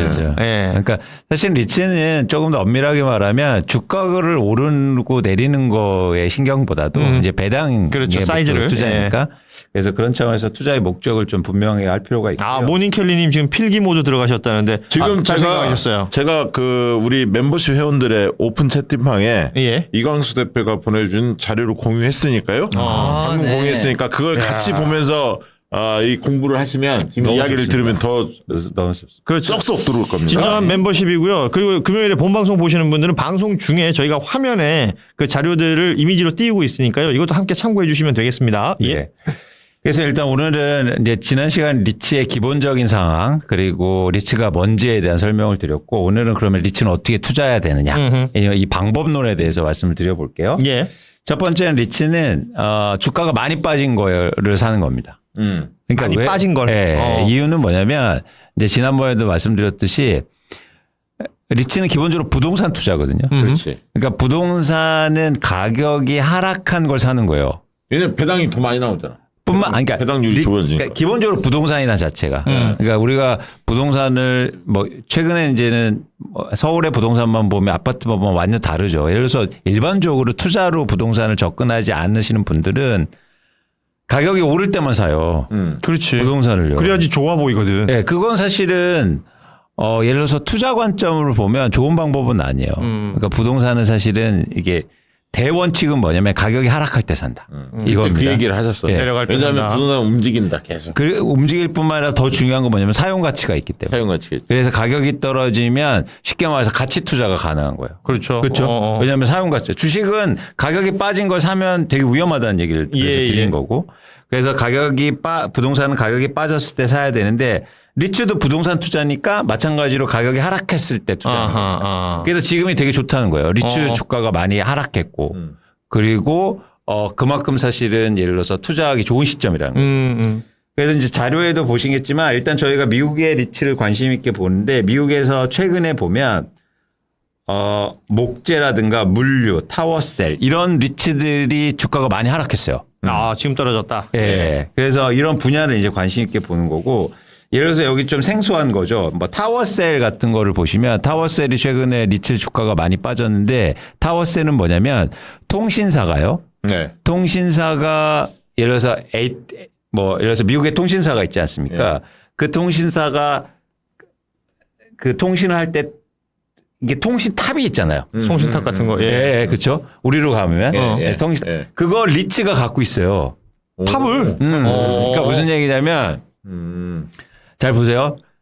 이게 통신탑이야. 우리나라는 KT하고 SK가 갖고 있겠죠. 근데 우리나라는 그거를 다 열어줬다고. 왜냐면 민간 업자한테. 근데 여기 미국은 이제 첫 번째 이 리츠는 여러분들이 아셔야 될 게 임대료가 나오는 모든 부동산이나 자산은 리츠로 만들 수 있어요. 이해하셨죠? 그때 이야기한 핵심이 그래서 배당을 줄 수 있으니까. 그렇죠. 그래서 통신탑에 이 통신사들이 이 리츠가 통신탑을 갖고 있어요. 그래서 통신회사들이 여기다 셀을 붙여요. 자기네 셀을. 그렇죠. 그래서 임대료를 내는 거예요. 이 통신탑에. 이해하셨죠? 그러니까 그 쉽게 얘기하면 탑에다가 예를 들어 우리나라로 치면 KT 안테나를 꽂든 SK 안테나를 꽂을 무언가를 달아야 되는데 그렇죠. 그걸 달 때마다 탑을 가지고 있는 리츠에 돈을 낸다. 그렇죠. 임대하는 개념이네. 정확했어. 근데 왜 삼성전자는 그렇게 사서 그 고생했나? 리츠에 대해서 알아볼까요? 자, 여러분 아니 어렵지 않습니다. 그죠? 그래서 이런 부동산에 일종의 부동산이죠. 이것도 투자하는데 얘네가 주가가 좀 빠졌어요. 하락했어요. 이유가 있어요. 왜냐면 미국은요 지금 예를 들어서 우리는 LTE 같은 게 막 5G 막 해서 한국은 투자가 많이 됐잖아요. 미국은 잘 투자가 많이 안 됐어요. 그러다 보니까 통신사들이 여기서 셀을 많이 안 붙인 거야. 그래서 임대료가 좀 떨어지고 상대적으로 주가가 빠졌죠. 그런데 그래서 이제는 이 리츠들이 주가가 빠졌는데 이 리츠가 되게 이 부동산이 되게 흥미로운 지점이 있습니다. 잘 보세요. 이 통신탑은요 만들 수가 없어요. 새로 건설될 수가 없어요. 왜일까요? 민원 때문이에요. 네. 우리나라 특히 그렇지. 어디 막 우리도 함전 송전탑 새로 못 짓습니다. 못 짓지. 지역에서 반발이 엄청 커. 그래서 그거를 그때 옛날 밀양 송전탑 기억나잖아. 그런 것도 있고 반대급부로 엄청 줘야 돼. 그렇죠. 그래서 예를 들어서 이게 통신탑이 기존에 있으면 일종의 과점이 형성돼 있는 거예요. 여기에 다닥다닥 붙여야 돼. 그러면 개당 임대료가 올라가겠죠. 그렇죠. 그냥 이건 투자해놨으니까. 경쟁이 치열했어. 그렇죠. 그러니까 통신사들이 투자만 하면 돼. 그렇죠? 예. 그런데 잘 한번 생각해 보세요. 우리가 지금 AI 시대로 접어가지 않습니까? 그러면 가장 핵심은 뭐냐면 더 빠른 미국도 마찬가지로 한국도 마찬가지로 더 빠른 인터넷. 그래서 투자하는 건 사실 시간의 문제지. 지금 단지 안 했을 뿐이고. 언젠간 들어올 수밖에 없다. 그러면 어떻게 되냐면 그냥 내가 통신탑 갖고 있어. 그럼 통신사들이 그냥 붙여 빌려주세요. 그럼 임대료가 늘어나네. 그렇죠. 그럼 리츠 수익은 올라가고. 그렇죠. 그럼 내 배당도 올라가고. 그렇죠. 그런데 심지어 그 리츠들이 주가가 빠져 있어. 이런 거 관심 있게. 지금 빠져 있어. 사 안 사? 사야지. 그러니까 예를 드는 거예요. 삼성 팔고 이거 사라고 이 사람아. 그래서 이제 방식은 이거예요. 여러분들이 이제 하실 때 제가 모든 걸 다 알려드릴 수 없으니까 예를 들어서 어떤 리츠를 봐. 근데 주가가 빠져 있어. 그러면 왜 주가가 빠져 있지? 원인을 찾아. 너무 간단하죠. 원인을 찾은 다음에 그게 변동될 가능성이 있어? 그럼 사는 거죠. 그러면 배당 목적으로 사는 겁니다. 그게 이제 첫 번째 투자 방식이고요. 두 번째는 주가 하락한 리츠가 많을 거 아니에요. 그 중에서 뭐 사? 물어볼 거 아니에요. 분류하는 기준이 있다. 첫 번째 가격이 많이 하락한 게 좋다. 이건 계속 강조하는 거고. 두 번째는 상장 기간이 오래된 리츠일수록 좋아요. 이건 부동산의 기본이에요. 왜냐하면 상장이 오래됐다는 말은 무슨 말입니까? 오래 버텼다는 얘기죠. 뿐만 아니라 그 리츠가 핵심 부동산을 가져 있을 가능성이 커요. 만약에 임대가 잘 안 되고 이랬으면 문 닫았겠지. 뿐만 아니라 이 부동산은 결국엔 계속 이렇게 그러니까 도시가 확장되는 모습이잖아요. 그러면 상장이 오래됐다는 건 뭐냐면 코어에 있다. 중심부의 부동산을 갖고 있다는 거예요. 오래전에 부동산을 샀으니까. 그렇죠. 그러니까 뉴욕을 한번 생각해 보시면 맨하탄이 계속 커졌을 거 아닙니까? 근데 1970년도에 상장된 빌딩 리츠가 있어. 그러면 맨하탄 가장 중앙에 가운데 있겠지. 그죠? 그래서 무슨 빌딩이지? 엠파이어 스테이트? 난 꼭 올라가 봤는데. 그것도 모르면서 뭐. 그러니까 이거는 되게 이해하셨죠. 예. 중요한 게 뭐냐면 상장이 되게 오래됐다면 훨씬 더 코어 자산을 가질 가능성이 높다라는 상장 거예요. 오래돼 있는 애들. 네. 예. 왜냐하면 과거에 개발된 부동산을 갖고 있을 테니까. 이런 정보를 이제 찾아봐야겠네. 그렇죠. 그러니까 여러분들이 이게 예를 들어서 리츠를 보면 막 부동산을 200개, 300개 들고 있거든요. 예. 그걸 다 알 수 없잖아. 몇 년도에 파악했는지. 근데 이거 리츠가 언제 상장됐지? 보니까 1980년, 70년이야. 그럼 오래됐네. 그럼 안전성이 있고. 그럼 똑같은 논리로 시가총액이 큰 것들도 영양가가 있는 거겠네요? 그렇죠. 그렇죠. 그러니까 시가총액이 클수록 사실 안정성이 있는 거예요. 그래서 세 가지 기준으로 분류하시면 된다. 첫 번째는 뭐냐면 가격 많이 빠진 거. 많이 빠진 거. 부동산을 사는 것처럼. 네. 그래서 지금도 예를 들어서 우리 내 집 마련할 때도 가격이 빠졌을 때 사는다고요. 그 얘기는 계속 드리는 거예요. 예. 두 번째는 뭐냐면 상장 기간. 기간이 오래된 거. 오래된 그리고 시가총액이 큰 거. 이렇게 이제 선택하셔서 하시면 된다. 그러니까 그런데- 일타 강사 같다. 우리 일타 방송이야, 일타 강사. 그런데 야 가격이 많이 빠졌던 기준이 뭐야? 그렇지. 왜냐면 1년 동안 많이 빠진 게 있고 2년 동안 많이 빠진 게 있고 3년 동안 많이 빠진 게 있어요. 지금 우리 이광수 대표 설명을 들으면서 내가 제일 궁금한 게 그거거든. 적정 가격에 대한 감이 없으니까. 그렇죠. 이게 얼마나 빠진 건지 모르는 거냐. 그러니까 이게 원래 500원짜리라는 걸 내가 아는데 지금 이게 300원이면 빠진 걸 내가 알겠는데 그렇죠. 원래 가격을 내가 이게 모르겠으니까. 그래서 경제학에서 어려운 거야. 이 가치를 어떻게 측정할 거냐. 맞아요.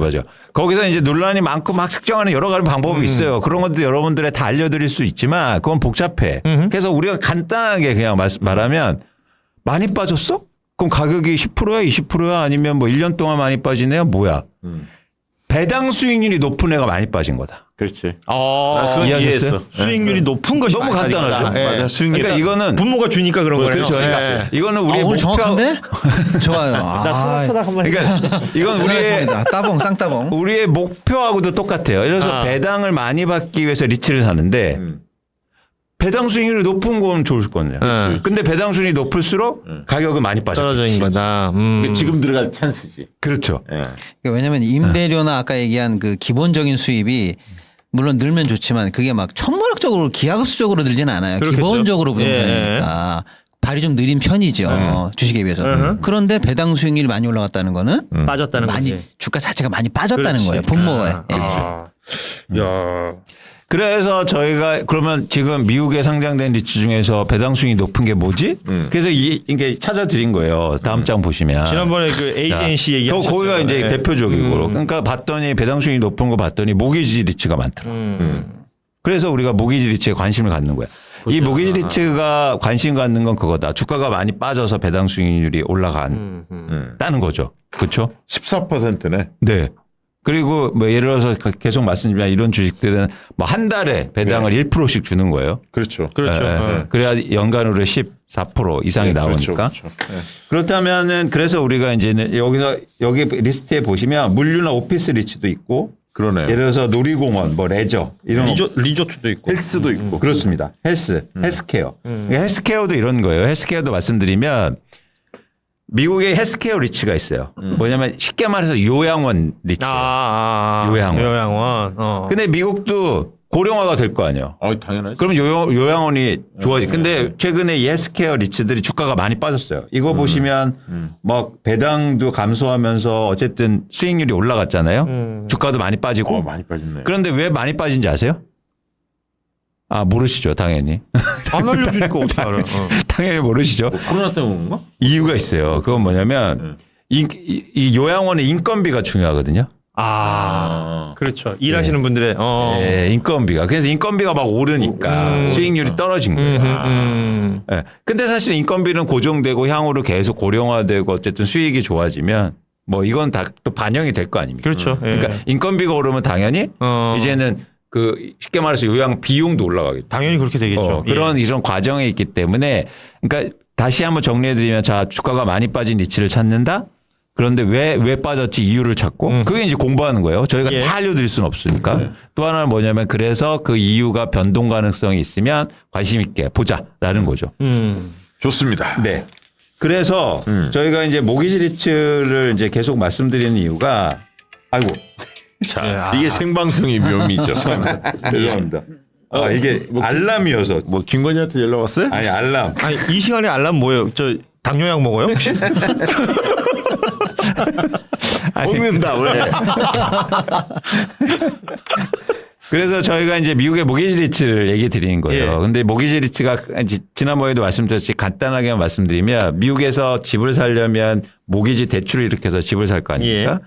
그 모기지를 쉽게 말해서 모기지에 대출해 주는 리츠입니다. 돈을 대주는. 그래서 그 리츠에 투자하는 건데 우리가 미국의 모기지를 얘기할 때 항상 얘기하는 게 있어요. 뭐냐면 위험하다. 왜냐하면 서브프라임 원인이었잖아요. 봤으니까. 예. 그래서 그 위험하다는 얘기를 하는데 예를 들어 볼게요. 이 표 한번 보시면 AGNC라는 회사를 계속 말씀드리는데 이 회사가 갖고 있는 채권, 네. 투자 현황을 보면 이게 작은 글씨라 잘 보이실지는 모르겠지만 현재 쉽게 말해서 660조 달러를 투자하고 있어요. 아니요. 죄송합니다. 660조.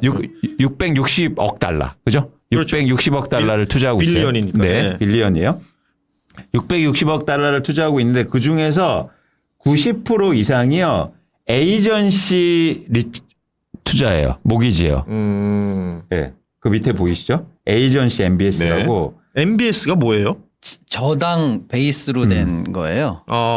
담보가 아마 깔려 있을 거예요. 아하. 예. 그러니까 정확히 풀네임은 뭐냐면 네. 모기지 백 시큐리티예요. 네. 아하. 그러니까 모기지를 기본으로 한 기초 자산으로 한 증권이에요.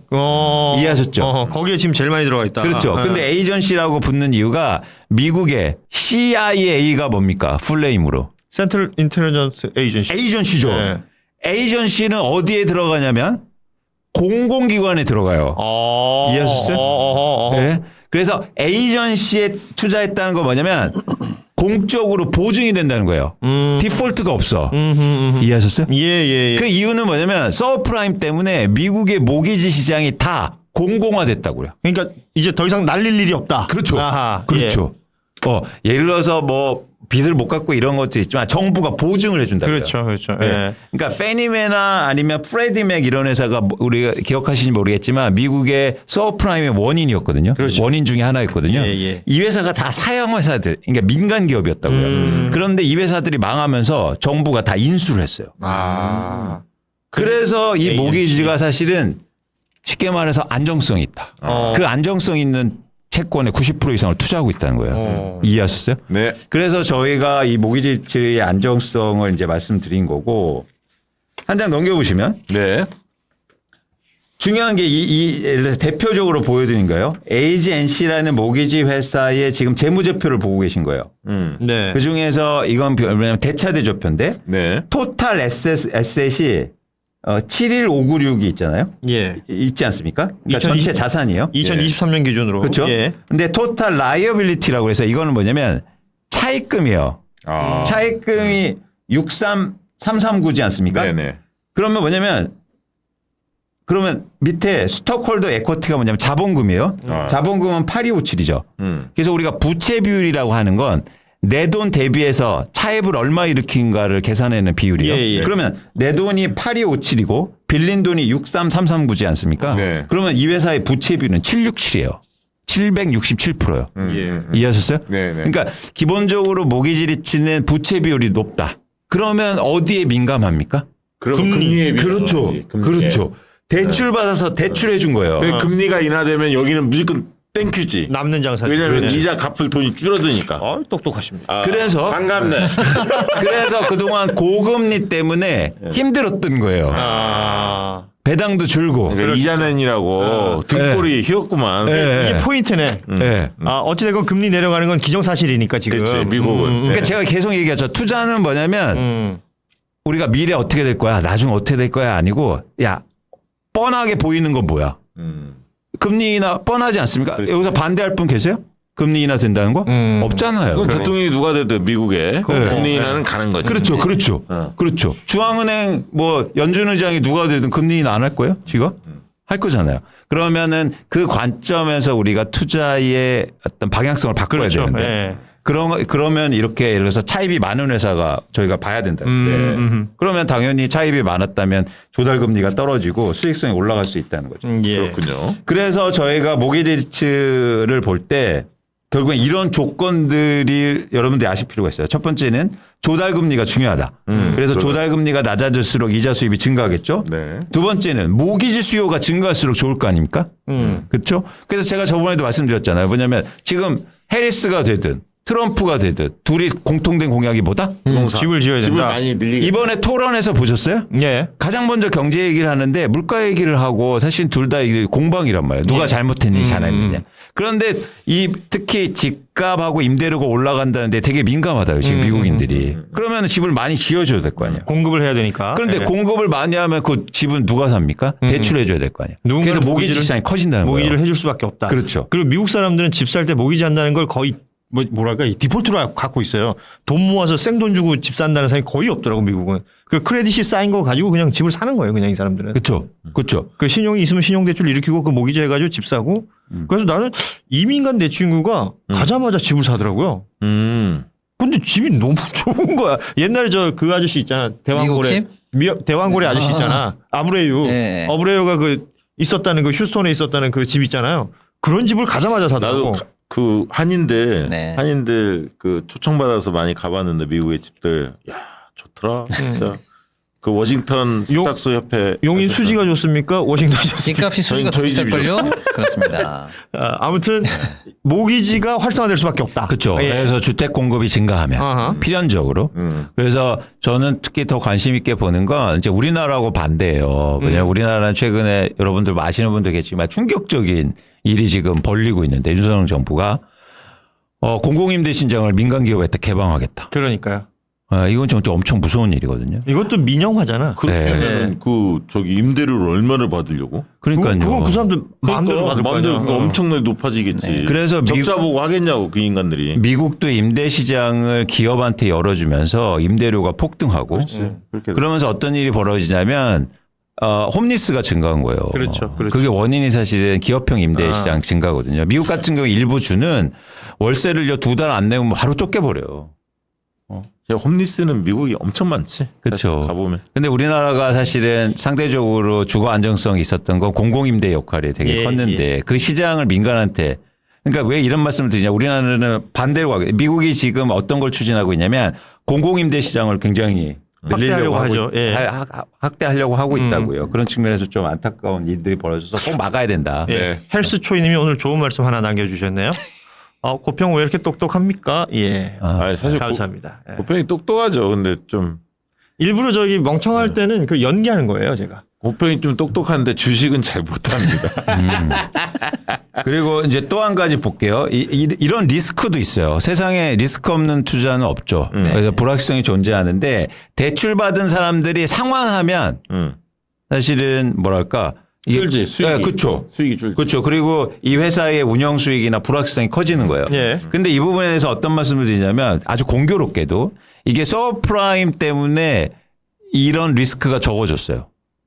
오히려? 중도 상환. 오히려. 예, 왜냐하면 서브프라임 때문에 모기지 시장이 막 얼고 굉장히 스틱하게 변하니까 이제 모기지를 받는 사람들이 미국은요 전부 다 장기로 받아요. 고정금리로. 고정으로. 네, 고정금리로 장기로도 받고. 한번 C급을 했으니까. 그렇죠. 변동금리 막 변동하니까 예. 힘들고 못 갚으니까. 그래서 쉽게 말해서 최근에 저금리로 고정금 대출 받은 사람들이 상환할 수가 없어. 왜냐하면 그걸 상환하는 순간 고금리 대출을 받아야 되거든요. 그렇죠, 그렇죠. 그렇죠. 이해하셨죠. 그렇기 때문에 사실은 상환 리스크도 좀 적다라고 판단하는 거고. 반면에 예를 들어서 막 경제가 위기가 와서 빚낸 사람 못 갚으면 신용 리스크는 존재하죠. 그렇겠죠. 이러면 못 갚는다면. 근데 이러면 이제는 뭐 경제가 다 또 어려워지는 그 거니까. 정도 되면 미국이 또 서프라임 모기지가 나야지 이런 일이 벌어지는 거지 이런 거. 네. 그래서 우리가 이 모기지 리츠를 볼 때 낮은 금리가 계속 유지하는 가운데 네. 그다음에 모기지 대출이 증가하고 그다음에 금리의 변동성이 낮을수록 사실은 이 모기지 리츠는 굉장히 투자하기 좋다. 지금이 근데 딱 지금 이제 지금이다. 이런 시점이 오고 있어요. 타이밍. 네, 그래서 여러분들이 좀 관심 있게 보셨으면 좋겠다는 거고요. 그리고 마지막으로 이제는 이렇게 말씀드리면 야, 나 1,000만 원인데 1,000만 원 몽땅 살까? 사실 이러시면 안 된다. 왜냐하면 그때 이야기했잖아요. 뭐 예를 들면 1,000만 원 있으면 1, 200만 원만 사고 네. 또 10주 사고 그렇죠, 생기면 이렇게 사고 그렇죠. 이렇게 하라. 그렇죠. 그 그러니까 꾸준하게 기준을 투자. 잡아야지. 그래서 예. 여러분들이 그 기준을 잘 생각하셔서 저 2천만 원 있는데 다 살까요? 이런 분들 계신데 제발 그렇게 하지 마시라. 이게 이제 고현준 사례인데 8만 원 투자했다가 8만 원대 샀다가 6만 원대 파는 이런 일이 있어서는 안 되겠죠. 정확히 말하면 카카오는 내가 15만 2천 원에 샀어요. 근데 지금 얼마야? 3만 원일걸요 지금? 지금 3만 3천 원대인데 내가 그래도 스마트하지? 네. 4만 원대 팔았어요. 오 잘했네. 잘했네. 칭찬 받았어요 부인한테? 네. 네. 출연료 받으면 뭐 하나? 눈물 없이는 들을 수 없는 얘기가 많네. 아무튼 그러니까 이 제 케이스는 중요한 게 아니고요. 그건 저는 진짜 전형적으로 아무 생각 없이 근데 뭐 큰 돈을 한 게 아니라 나도 주식이란 걸 해봐야지 무슨 방송할 때 내 경험을 얘기할 수 있겠다 싶어서 했는데 그런 경험을 한번 하고 나니까 훨씬 신중해지고 그래서 이광수 대표님 얘기하고 있는 저런 이야기가 허투루 안 들리는 거예요. 저 우리 마지막 페이지 그거 좀 설명해 주셔야지 않을까요?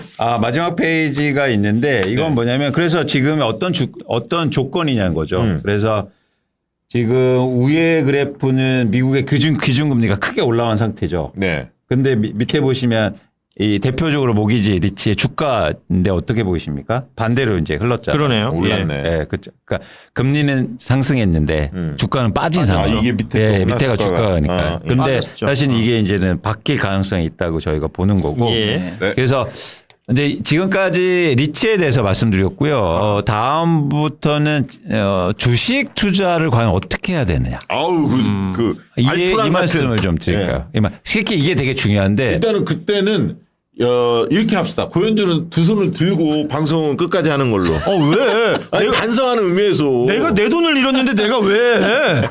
나는 한 20년 전에 잠깐 하고 말았는데. 자, 그래서 저는 목표가 있어요. 뭐냐면 제가 저번에 이제 첫 번째 전제해 드렸잖아요. 시장의 변동성이 커질 거다. 올해 하반기로 갔어. 그런데 그거를 기회로 보자. 연말을 기회로 보자. 근데 뭐 해야 되냐면 사람들은 이런 얘기를 하죠. 주가가 빠지면 나 주식 사야지? 그런 막연한 생각을 갖고 있는데 구체적인 계획이 없어요. 예를 들어서 10개 주식이 있는데 주가 빠지면 사야지. 근데 뭐 살 건데? 그렇지. 라고 물어보는 순간 계획이 없다고. 어버버버 하시지. 그래서 다음 시간부터는 저희가 주식 투자를 어떻게 해야 되고 계획을 한번 세워보자. 근데 지금 안성 크리미님 저 중요한 분이거든. 네. 저분이 이제 제가 잘생겼다라고 늘 이야기하시는 분인데 왜냐하면 남편분이 안성 저랑 크리미님이 저랑 비슷하게 생겼대. 그래서 잘생겼다고 얘기하는 분인데 삼성 거 팔아야 하냐? 삼성 거 팔아야 하냐? 고현준에 쫓고주니까 그건 한마디 해주시죠. 저게 어려운 말이에요. 왜냐하면 그러니까 주식 투자는요. 투자의 기본은 뒤치다거리가 아니에요. 이런 말씀 드리면 좀 그런데 쉽게 말하면 그동안 여러분들이 한 거를 제가 어떻게 할 수는 없어. 그러니까 어느 때 산지를 우리가 또 모르잖아. 그거죠. 그리고 얼마를 갖고 있고 자금 사정이 어떻게 따로 전화하세요. 네, 그러니까 뭐냐면 그러니까 투자는 여러분들 그동안 여러분들이 잘못하고 이런 거 다 잊어라. 일단. 예. 그리고 우리는 앞만 본다. 이게 투자다. 근데 자꾸 과거의 얘기를 하면 저희가 스텝이 꼬이거든요. 그렇죠. 맞아요. 그리고 이건 이제 개별적인 진단하고 상담이 들어가야 되는데 상당히 어렵다. 제가 유료로 제가 아니 딴 게 아니라 제가 뭐 저희 고현준 평론가를 잠깐 놀렸던 거는 삼성전자 그때 8만 원 했을 때 저희 사무실에서 박시동 평론가한테 물어봤었거든. 근데 박시동 평론가가 나 같으면 팔겠다는데 버티더라고. 그래서 지금 피눈물을 흘린 거예요. 딴 게 아니라 나 그것 때문에 얘기하는 거야. 왜 전문가 말을 안 듣냐 이거지. 그러니까 이거는 박시동 평론가님이 저번에도 얘기해드렸듯이 저희가 사는 건 같이 할 수 있어요. 근데 파는 건 각자 해야 돼요. 그렇지. 그래 어려워요. 각자의 사정이 또 다 다를 테니까. 네, 그래서 여러분들이 저희가 얘기하고 싶은 거 뭐냐면 앞으로 뭘 사야 되느냐. 그렇죠. 예. 그리고 어떻게 사야 되느냐. 어떻게 살 것인가. 그죠? 이 얘기를 중점적으로 하겠다. 네, 본인 그런 책 말씀 제목도 저렇게 쓱 한번 흘리네요. 네. 그러니까 리츠 오늘 너무 그 명강의를 지금 한 2, 3주인가요? 걸쳐서 참 진짜 어디서도 들을 수 없는 강의 해주셨는데 어려워 하시는 분들 계실 텐데 전혀 어렵지는 않았죠. 그런데 이제 재미를 더 느끼시도록 제가 이렇게 말씀드릴게요. 예를 들면 어떤 리츠를 여러분 고르셨어. 근데 그게 알고 봤더니 뭐 뉴욕이나 뭐 LA나 이런데 호텔을 많이 갖고 있어. 그럼 여러분이 미국 여행 가셔서 그 호텔에 묵어. 그리고 숙박료를 내. 그럼 그 돈의 일부는 나한테 배당이 또 들어오는 그치, 거야. 그치. 그리고 자식들한테 이렇게 얘기하는 거죠. 이거 아빠 거야. 아빠가 지분 갖고 있는 리츠에서 이거 갖고 있는 거야. 그럼 내 거야. 아빠가 허언증이 있다고 생각하세요? 그렇게 생각하시면 더 친숙하다. 맞습니다. 예. 그런 모든 것들이 다 연결돼 있다라는 것도 사실은 또 하나의 재미가 될 수 있을 것 같고. 저런 투에 말하는 사람 누군가 떠올릴 것 같은데 안 떠오르네. 아, 제가 근데 아빠야 이런 거. 박시동 평론가님 제가 시동위키에 되게 애청자거든요. 자꾸 말투가 닮아가요. 아, 큰일 났네요. 나는 저 아빠 거야라고 말해본 적은 없고 저거 내가 지었어라고 말한 건물 몇 개 있어요. 아니 그거는 내가 저도 노가다 대학교 때 알바 뭐 지었어요? 대표자. 저 압구정동에 하나 지은 거 있어. 아, 이게 뭐냐고 그게. 그냥 빌딩. 빌딩인데 한 7층짜리인가 뭐 지었는데 나 얘는 그러니까 지나가면서 저걸 보면 저거 내가 지었는데. 그렇죠. 안산공전 강당 내가 세웠다니까. 내가 거기서 얼마나 야 장난 아니야. 자, 여러분 오늘 경제마라방은 여기까지 함께 하시고요. 다음 시간엔 우리 이광수 대표가 이제 주식 투자 어떻게 할 것이냐 이 부분 얘기한다고 하니까 그것도 많이 기대해 주십시오.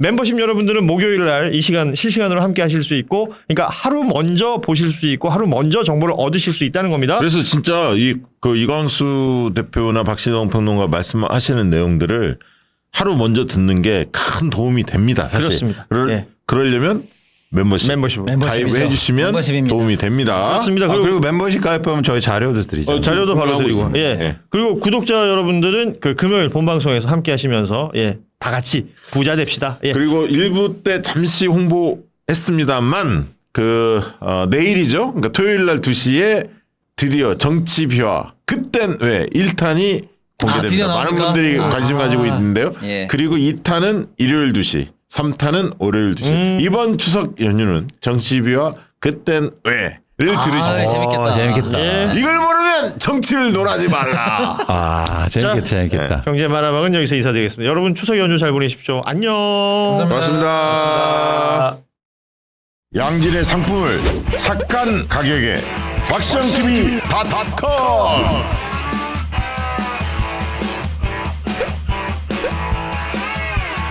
다양한 상품들 식품 건강 생활 쇼핑이 후원이다. 박시영TV.com